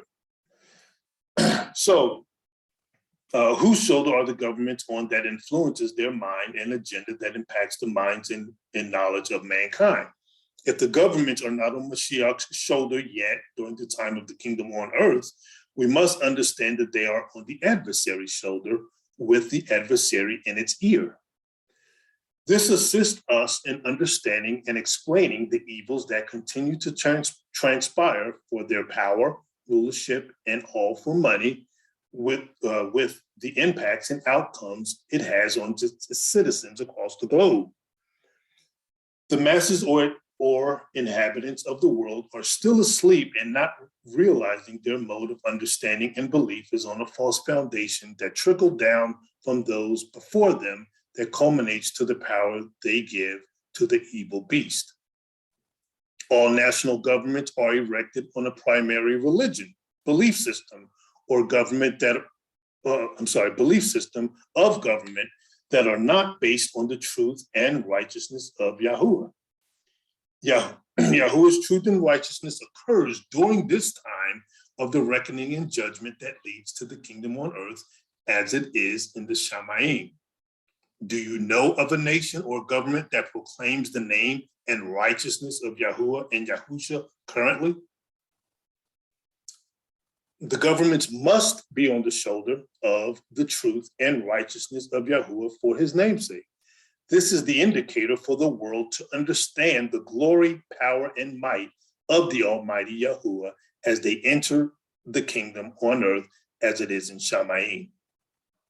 So again, we see on the left side, we have several different groups, religious groups, lobbyists, special interest groups, powerful and rich corporations, the rich and elite, all who are not advocating Yahuwah's agenda of righteousness for his namesake, but instead advocate their own agendas. And that's why the world is in the situation it's in until it's on Yahusha's shoulders. All right, so the three phases of consciousness for Yahuwah's earthly assembly. Phase one, and here I really need for you to pay attention. You're probably going to have to go over this lesson a few times or go back on the video several times to really get this into your understanding. Phase one begins in the second heaven. So this phase begins with our natural earthly arrival and presence here on earth in the days of Adam in the Garden of Eden by receiving Yahuwah's spiritual knowledge by way of the breath of life. This first phase begins in the second heaven as man became a living spiritual soul. The wisdom and knowledge of all things derived from the origin of truth and righteousness of Yahuwah in the beginning, or in the Aleph. This is when mankind collectively has the one mind and spoke the one language, spiritual truth, regarding our Yahuwah in his righteousness and loving one another, thereby already keeping the two greatest commandments in their heart, mind, and soul before the Torah was inscribed in documented laws due to the latter disobedience. During this initial phase, mankind, Adam, was in covenant with Yahuwah until his fall. So this phase repeats itself for each of the three world ages within the three earth ages. See our lesson on chart E to understand more about that. Thereby beginning each earth age and world age, calling the end from the beginning, as Isaiah 46:10 states. The end of each world age is far worse than the beginning for Yahuwah's people, as the pollutions and bondage of man ensues after knowing righteousness and the masses falling prey to the enticing unclean ways of man through the swelling words of vanity, promising liberty while delivering corruption, resulting in man's spiritual demise, as Yahuwah, through his only begotten Son, will deliver out of temptation. As 2 Peter 2:9-22 states. It is during phase one of consciousness that man, individually and collectively, knows Yahuwah and are obedient to his righteousness until the unclean prophets and their cohorts lead the masses astray now to occupy the second heaven for themselves, while the others are left desolate and sent to the first heaven, being Sheol or hell, the dead graves of unconsciousness, thereby not knowing the spiritual truths and righteousness regarding themselves and our Creator Yahuwah. Phase one begins with learning and knowing Yahuwah and then becomes disrupted due to the disobedience, iniquity, and transgression that causes mankind to sin as they are now serving other gods, which is idolatry, and are not aware of the iniquity and transgressions that proceeded in the collective mind and body, now resulting in the masses following the unrighteous mind until they are delivered by the chosen remnant and those that will be grafted in for their salvation. So it is imperative to understand all components and the full counsel of Elohim regarding his plan of salvation. So therefore, I highly suggest that any of you studying this lesson and the videos to study our lesson regarding the reason why we're here, both part one and part two. as well as Yahuwah's plan of salvation to solidify your understanding and to obtain the mind and righteousness of Yahuwah. All right. So the three phases of consciousness for Yahuwah's earthly assembly, phase 2. Phase 2 begins, which is the first heaven of unconsciousness. Phase 2 begins having been dispelled unknowingly out of the state of consciousness of the second heaven that we were all living in collectively as one body in peace, love, peace, harmony, abiding by the two greatest commandments for Yahuwah's namesake. It is during this time that the masses are unconscious to Yahuwah and Yahusha and are subconsciously following the ways of evil, unknowingly, and paying the penalties for it without realizing it. Just as it was in the days of old, world age number 1, the children of Israel were in captivity and bondage to the ways of quote unquote Egypt and suffered until the exodus of the mind, body, and spirit led by Moshe and Aaron through the word which freed them.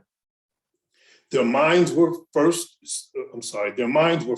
seared like a hot iron with falsities, lies, corruption, and idolatry, causing them to have to be set free. In like manner, the same situation ensues as there is nothing new under the sun during this time in world age number 2, as history does repeat itself. Ecclesiastes 1:9 and Revelation 18:6.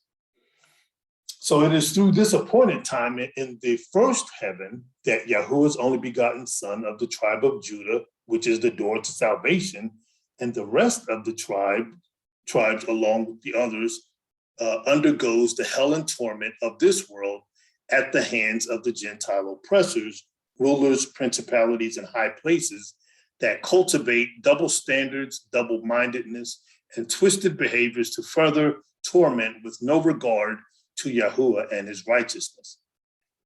During this time period, the sin-sick world is totally captivated by the strongholds of unrighteousness through the indoctrination, miseducation, and brainwashing that have them serving other gods through idolatry, graven images, falsities, wickedness, the love of money, and not keeping the spiritual laws of Torah that all followers and executors will pay the penalties for unless they come out of her on time and in season.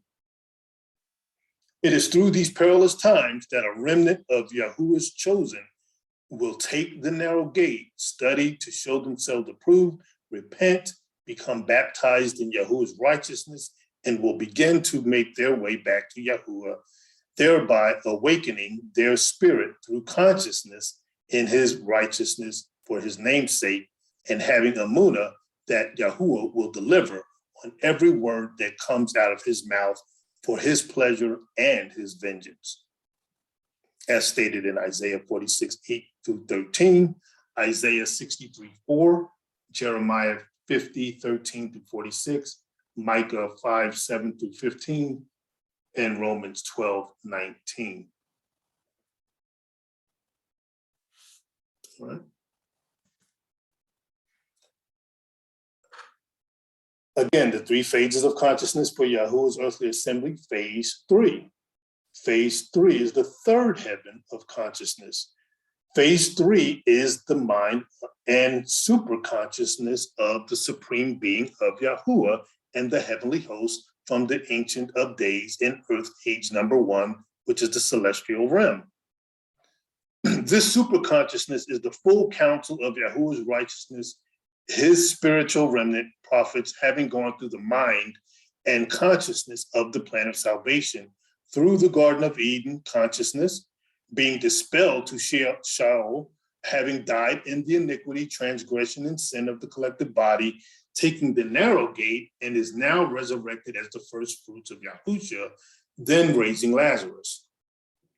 Phase 3 is being aligned with Yahuwah's righteousness in spirit and in truth, as Yahuwah comes fulfilling the law for both Jew and Gentile, as the demonstration of Yahuwah's righteousness through his only begotten son, Yahusha.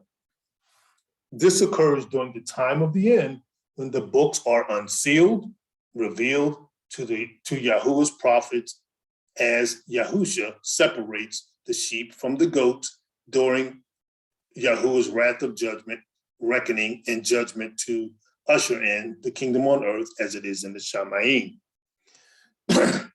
This consciousness of the body of Yahusha is married, the true definition of Yahuwah's marriage, which is in covenant unto the Abba, back unto the Father. It is this consciousness of having gone full circle as one collective body, each receiving their penalties and chastisement, that Yahuwah has his pleasure and vengeance, as he will not have other gods before him. It is through the conclusion of the plan of salvation, the world will come to know good and evil, having been either the initiator, executor, and maintainer of the evil ways, or the deceived followers of the ways of evil from the top, wicked prophets, rulers, leaders, principalities, for power, rulership, and money. Each of these nations, from the times of the Gentiles and its beastly world systems and ways, will have undergone the chastisement, penalties, and curses, all for what Yahuwah forewarned his people in the scriptures. It is learning through the knowledge of Yahuwah and his chastisement that his only begotten son will have learned these lessons to bring forth righteousness upon the earth through the proper spiritual context and righteousness of his word in spirit and in truth, that the world at large was blinded to, except for a remnant throughout the entirety of his plan of salvation. This major event and all that precedes it is the manifestation of all that was prophesied, written, and warned in spirit and in truth. Yahuwah's righteousness in spirit and in truth is the divine authority of all things, judging and comparing spiritual to spiritual with his divine spiritual intelligence, love, fruits of his spirit, solidarity, unity, order, justice, peace, understanding, as only one collective body could do through keeping the two greatest commandments.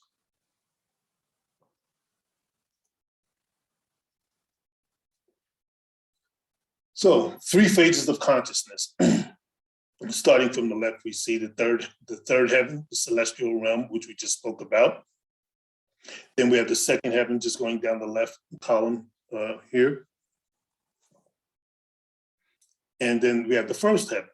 So the super consciousness, the celestial realm, is the universal spirit of righteousness, which we stated is Yahuwah.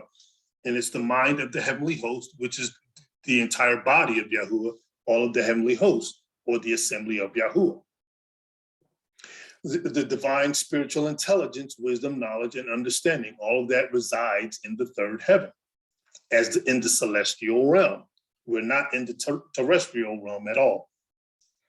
The solidarity, the unity, the harmony, the like-mindedness in spirits, the one outward expression of righteousness, all truth, love, order, justice, peace, understanding, and grace and mercy as one unified body, that is what resides in the third heaven, in the celestial realm, that we are trying to get back to upon our natural bodies dying during this earth age. All right, excuse me. Then we have, in the second heaven, we have the consciousness of the terrestrial realm. And this is the spirit of righteousness and the breath of life in the Garden of Eden. So again, we see that they're connected of the same one mind as the celestial realm, which is the tree of life. This is what happens in the Garden of Eden.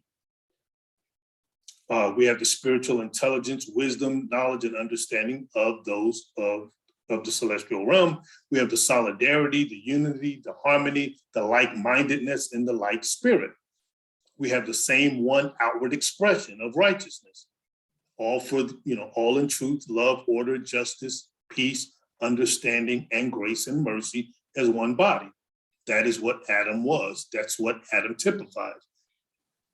And that was the connection that he had as the tree of life that he was eating off of and knew from the spiritual knowledge that the Most High gave him. During this time, the first heaven was unoccupied. When Adam was here, there was only the second heaven where he was cast down to, and the first heaven was unoccupied or void at that time. All right. So again, we see, as I was explaining earlier, phase one now begins for mankind in the terrestrial realm in the second heaven. Again, this is Adam being aligned with the Most High, as we talked about.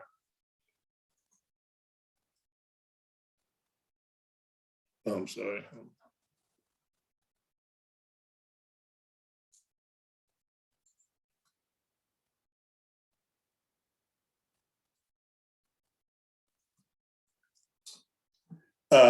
So here we have, again, Adam and mankind's knowledge in his consciousness in phase one, still connected via the tree of life to our father, Abba, in the third heaven, until he eats off the tree of knowledge of good and evil. Now you have a separation of knowledge and understanding. You have two of mankind that have a difference of understanding. This now becomes what we talk about in the lesson of the Garden of Eden, the truth regarding the Garden of Eden. This now becomes Eve, and we'll talk more about that in those lessons. So it's definitely important that you understand these concepts. This prepares you for that lesson of the truth regarding the Garden of Eden. So, definitely take all of this in and go over it as many times as you need to. So we see that phase one progressed, which is not really a progression at all, because it's the demise of man. Going forward to phase two is now learning of the knowledge of good and evil that will now have its consequences. All right. So again, Hosea 4:1-6. Again, we read this a few times now, but just down to verse 6. My people are destroyed for the lack of knowledge. Because you have rejected knowledge, I will also reject you, that you shall be no priest unto me. Seeing you have forgotten the Torah, your Elohim, I will also forget your children. This is what he said to Adam in the beginning as well. All right. Proverbs 18:1-5 says, through desire of man, having separated himself, which we spoke of earlier, seeks and intermeddles with all wisdom. This is what happened in the Garden of Eden. This is what happened even after that, repeatedly. A fool has no delight in understanding, but that his heart may discover itself. When the wicked comes, then comes also contempt, with ignominy of reproach. The words of man's mouth are as deep waters, as the wellspring of wisdom, as a flowing brook. It is not good to accept the person of the wicked, to overthrow the righteous in judgment. And then we have James 3:13-18. Who is a wise man and endued with knowledge among you? Let him show out of good conversation his works with meekness of wisdom. But if you have bitter envying and strife in your hearts, glory not and lie not against the truth. This wisdom descends not from above. Again, Garden of Eden, and subsequently after that, the Garden of Eden repeatedly, but is earthly, sensual, and devilish. For where envy and strife is, there is confusion and evil, every evil work. But the wisdom that is from above is first pure, then peaceable, gentle, and easy to entreat, to be entreated, full of mercy and good fruits, without partiality and without hypocrisy. Mm-hmm. And the fruit of righteousness is sown in peace of them that make peace. And then we have Luke 11:49-52. Therefore also said, the wisdom of Elohim, I will send them prophets and apostles, and some of them shall slay and persecute, that the blood of all the prophets which was shed from the foundation of the world, may be required of this generation, from the blood of Abel unto the blood of Zacharias, which perished between the altar and the temple. Truly I say unto you, it shall be required of this generation. Woe unto you lawyers, the ones that are to keep the law, for you have, the lawyers, the ones that are supposed to protect the law, which are the Pharisees, scribes, and others, have taken away the key of knowledge. You entered not in yourselves, and them that were entering in you hindered. Same thing from the Garden of Eden. All right. So again, in the second heaven here, we have the consciousness of the terrestrial realm. Now left as evil in the terrestrial realm. This is who we see as the unrighteous rulers and principalities in high places, the religions, belief systems, governments, some who are unconscious and are subconsciously following the ways of the transgressor forefathers. Those that have the mind of unrighteousness, disregard Yahuah's righteousness. They're spiritually corrupt, individually, from an individual and collective knowledge perspective. They have divided houses, double-mindedness, individuality, and independence instead of unification of Yahuah's will, his house, and his assembly. Their expressions of unrighteousness through one body, which is all the bad fruit, they all express unrighteousness. That's the one thing that they do have in common. And they all have in common the power, rulership, and money of the divided houses with divided outcomes. And then now we have the first heaven being occupied as Adam was being kicked out. And this is what we see here. This is what we're illustrating.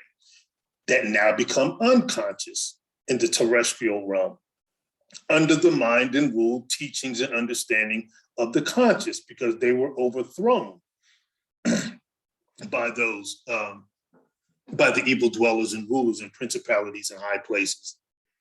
They follow the misguided and corrupt ways of the conscious and subconscious second heaven dwellers to chase after the ways of power, rulership, and money. And then, of course, their offspring are children of unrighteousness, of rulers and principalities, powers, biases, hate, sin, corruption, famine, disease, division, and discord. All of those things come into play now after that one mind of evil has overthrown us being in the Garden of Eden and being in the world of righteousness. And of course, that is not the mind of our Creator. So it is during this time that righteousness of Yahuah is providing to his righteous wisdom, knowledge, and counsel to his one body of believers in Yahusha to be resurrected, having paid the price for iniquity and transgression and sin against Yahuah. It's also during this time in the fiery furnace of affliction of the first heaven that Yahuah's remnant spirit of the Yahudim continues seeking his spiritual knowledge, intelligence, counsel, grace, and mercy for the deliverance of his people. So this results in the changing of the guard to where the righteousness of Yahuah's counsel will stand that will stand in the holy place with the governments on Yahusha's shoulder after the reckoning and judgment.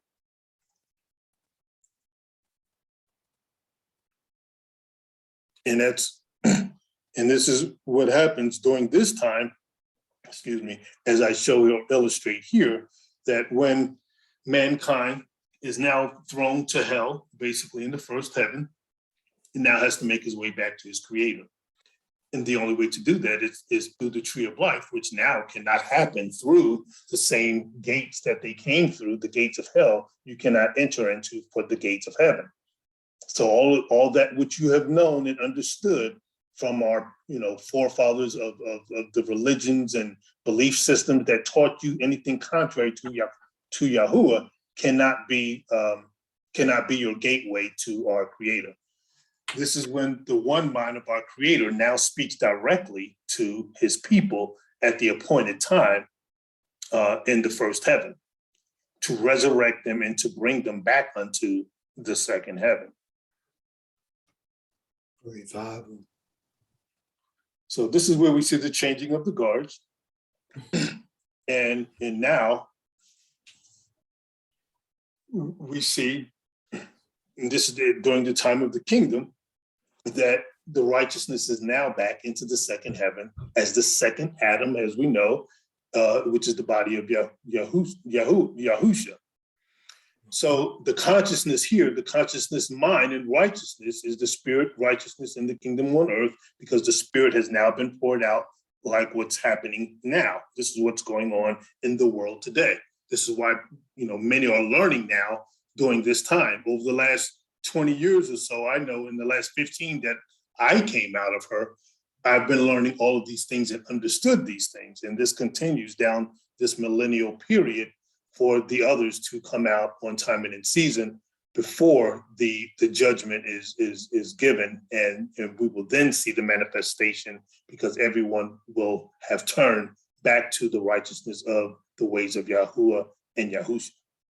Mm-hmm. So as we see that, we'll see the mind of the heavenly host again, directly connected again with the third heaven of the celestial realm, the spiritual insight, wisdom, knowledge, and understanding with the terrestrial from the celestial. So that's what we see. That's the Father being with the Son. One is terrestrial, the other is celestial. All right. And then we see the solidarity, the unity, the harmony, and the like minds and spirits come back into play here on earth as it is in heaven. We see the same one outward expression of righteousness, all truth, love, order, justice, peace, understanding, and grace and mercy as one unified body.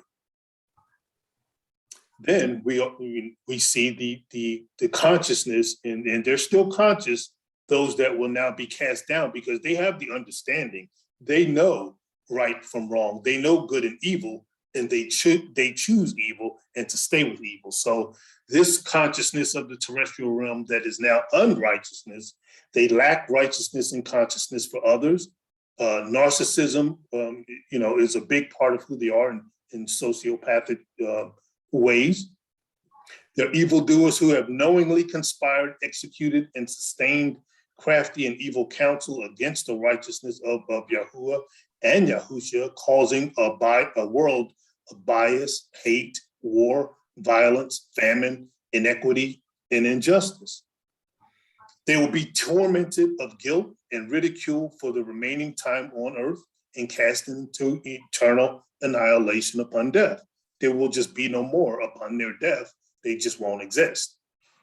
And that's not where we want to be. We want to exist, our spirit to exist with our Creator. And those that make it back to Him through Yahusha, through the body of Yahusha, into the second heaven and the kingdom on earth, and then later into paradise. All right.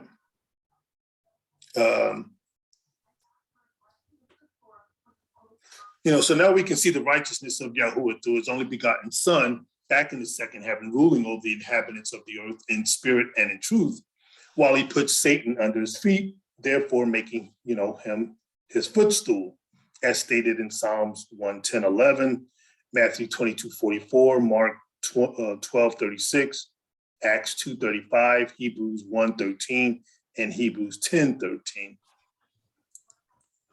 All right.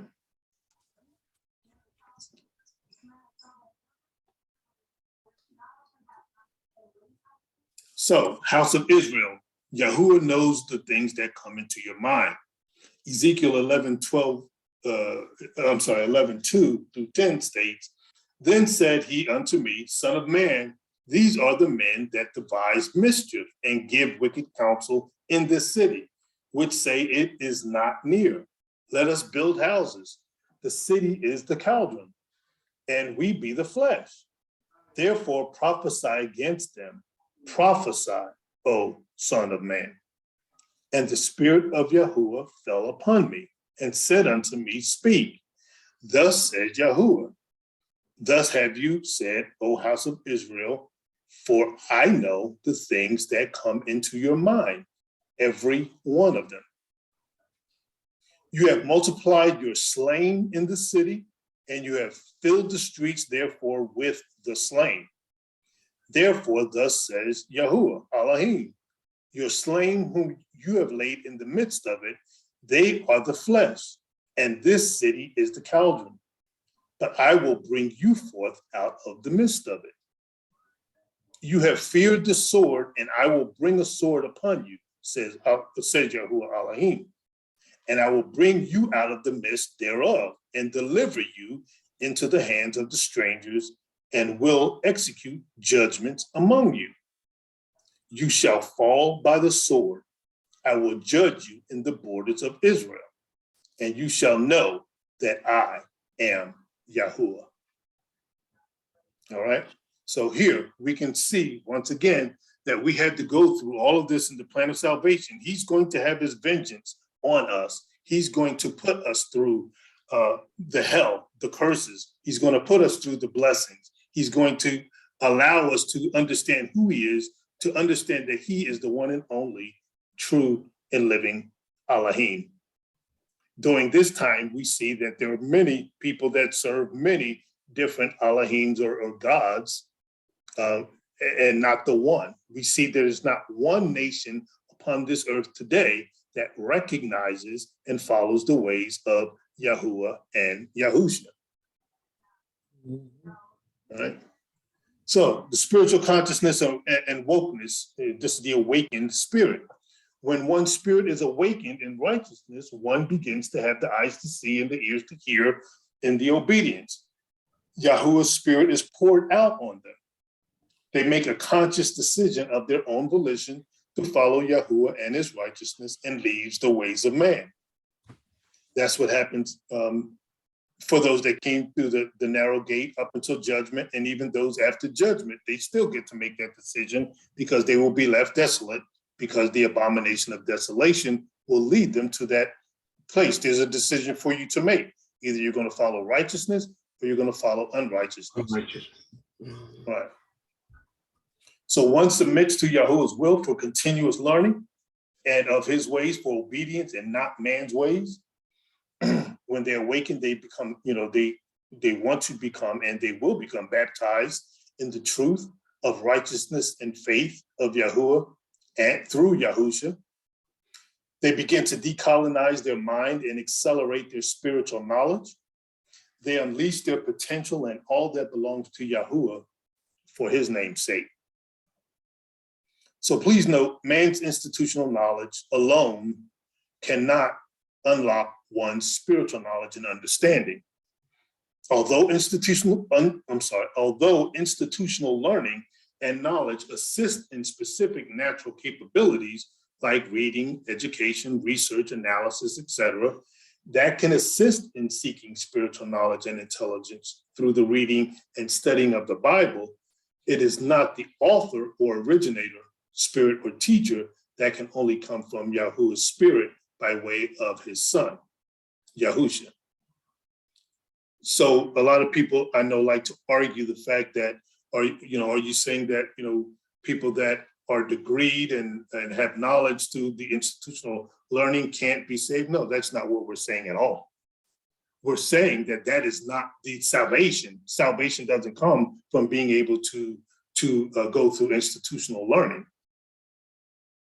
Institutional learning did not always exist either. So we have to understand where we are in time when institutional learning came into play, which was only a few hundred years old. All right. So the spirit of Yahuah and Yahusha does not intersect with man on any level.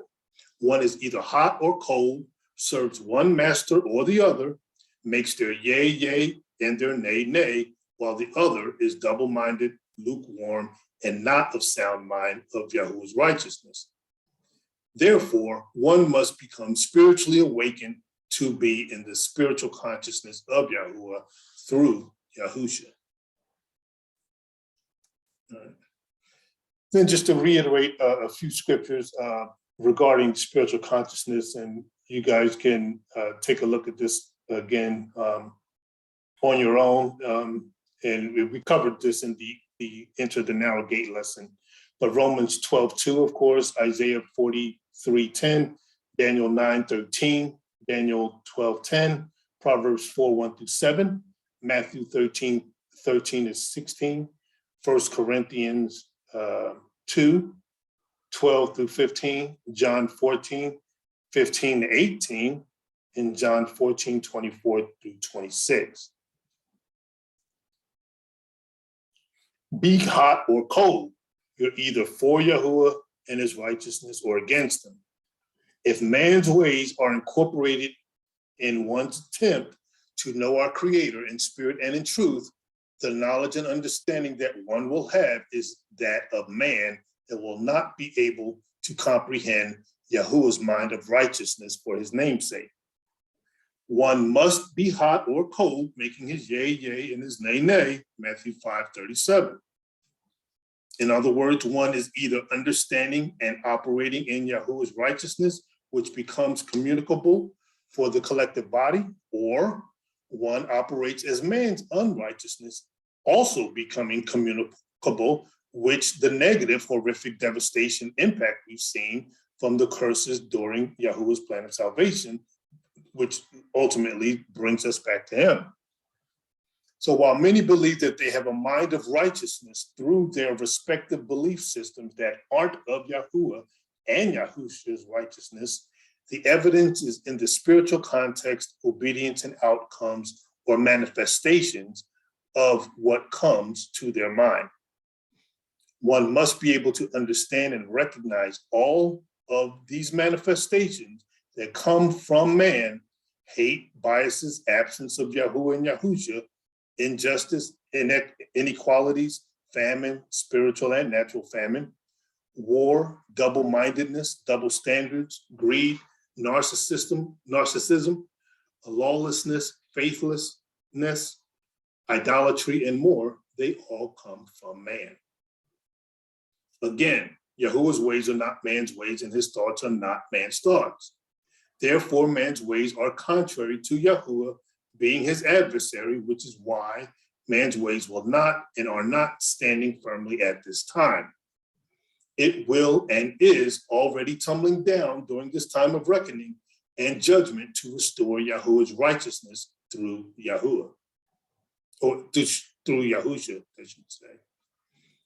If any man's ways from traditions of men, religions, belief systems, government, and leadership are trickling under the identified and restored name of Yahuwah and Yahusha's teachings, we know that it still isn't properly rooted on Yahuwah and Yahusha and is therefore lukewarm, and he will spew it out of his mouth.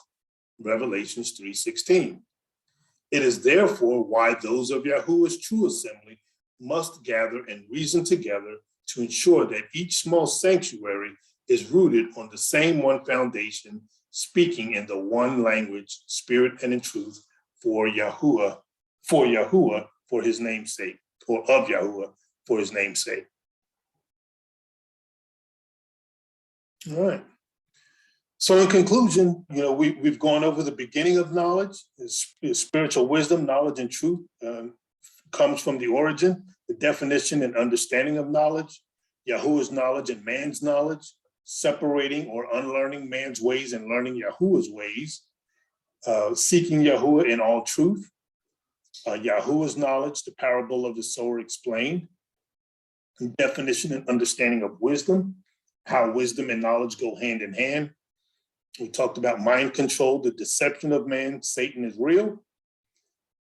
We talked about the man that finds wisdom. We spoke of knowledge as power, being of the same one mind of Yahuwah and Yahusha. We spoke of mind of man and not of Yahuwah and Yahusha. We spoke of Yahuwah conveying the method to know and operate in his righteousness. We spoke about why or how my people are destroyed for the lack of knowledge. We discussed ignorance is bliss, or is it? We spoke more about the mind, heart, and mouth, scriptures regarding the mind, who is on your shoulder and in your ear? If the government is not on Yahusha's shoulder, then the adversary of man is. We spoke about the three phases of consciousness, and this is about the individual and collective body. We spoke about the house of Israel, Yahuah knowing the things that come into your mind, every one of them, and the spiritual consciousness or wokeness, awakened spirit, and being hot or cold, you're either for Yahuah and his righteousness or against him.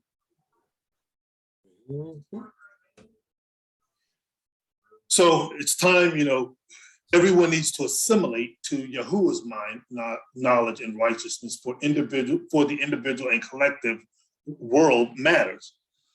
Again, 1 Corinthians 1:10 says, now I beseech you, brethren, by the name of our Adonai Yahusha Mashiach, that you all speak the same thing, and that there be no divisions among you, but that you be perfectly joined together in the same mind and in the same judgment. So, the world has assimilated to unrighteousness, and now those of Yahuah's righteousness must flee and make their Shema or exodus and assimilate to Yahuah's mind of righteousness for their individual matters, as well as the culmination of the world's matters. So I realized this was a lengthy lesson, but I needed to cover, several points across the broader spectrum of the subject matter, and hope that this lesson brings significant value to each of you. This concludes our lesson today regarding Yahuah's mind of righteousness and the three phases of consciousness for the earthly assembly. I hope that you enjoyed today's lesson and hope that it resonates in your spirit so that you can cross over from man's mind of unrighteousness to the consciousness that aligns with the super consciousness of Yahuah's mind of righteousness. Shalom and baraka to each and every one of you.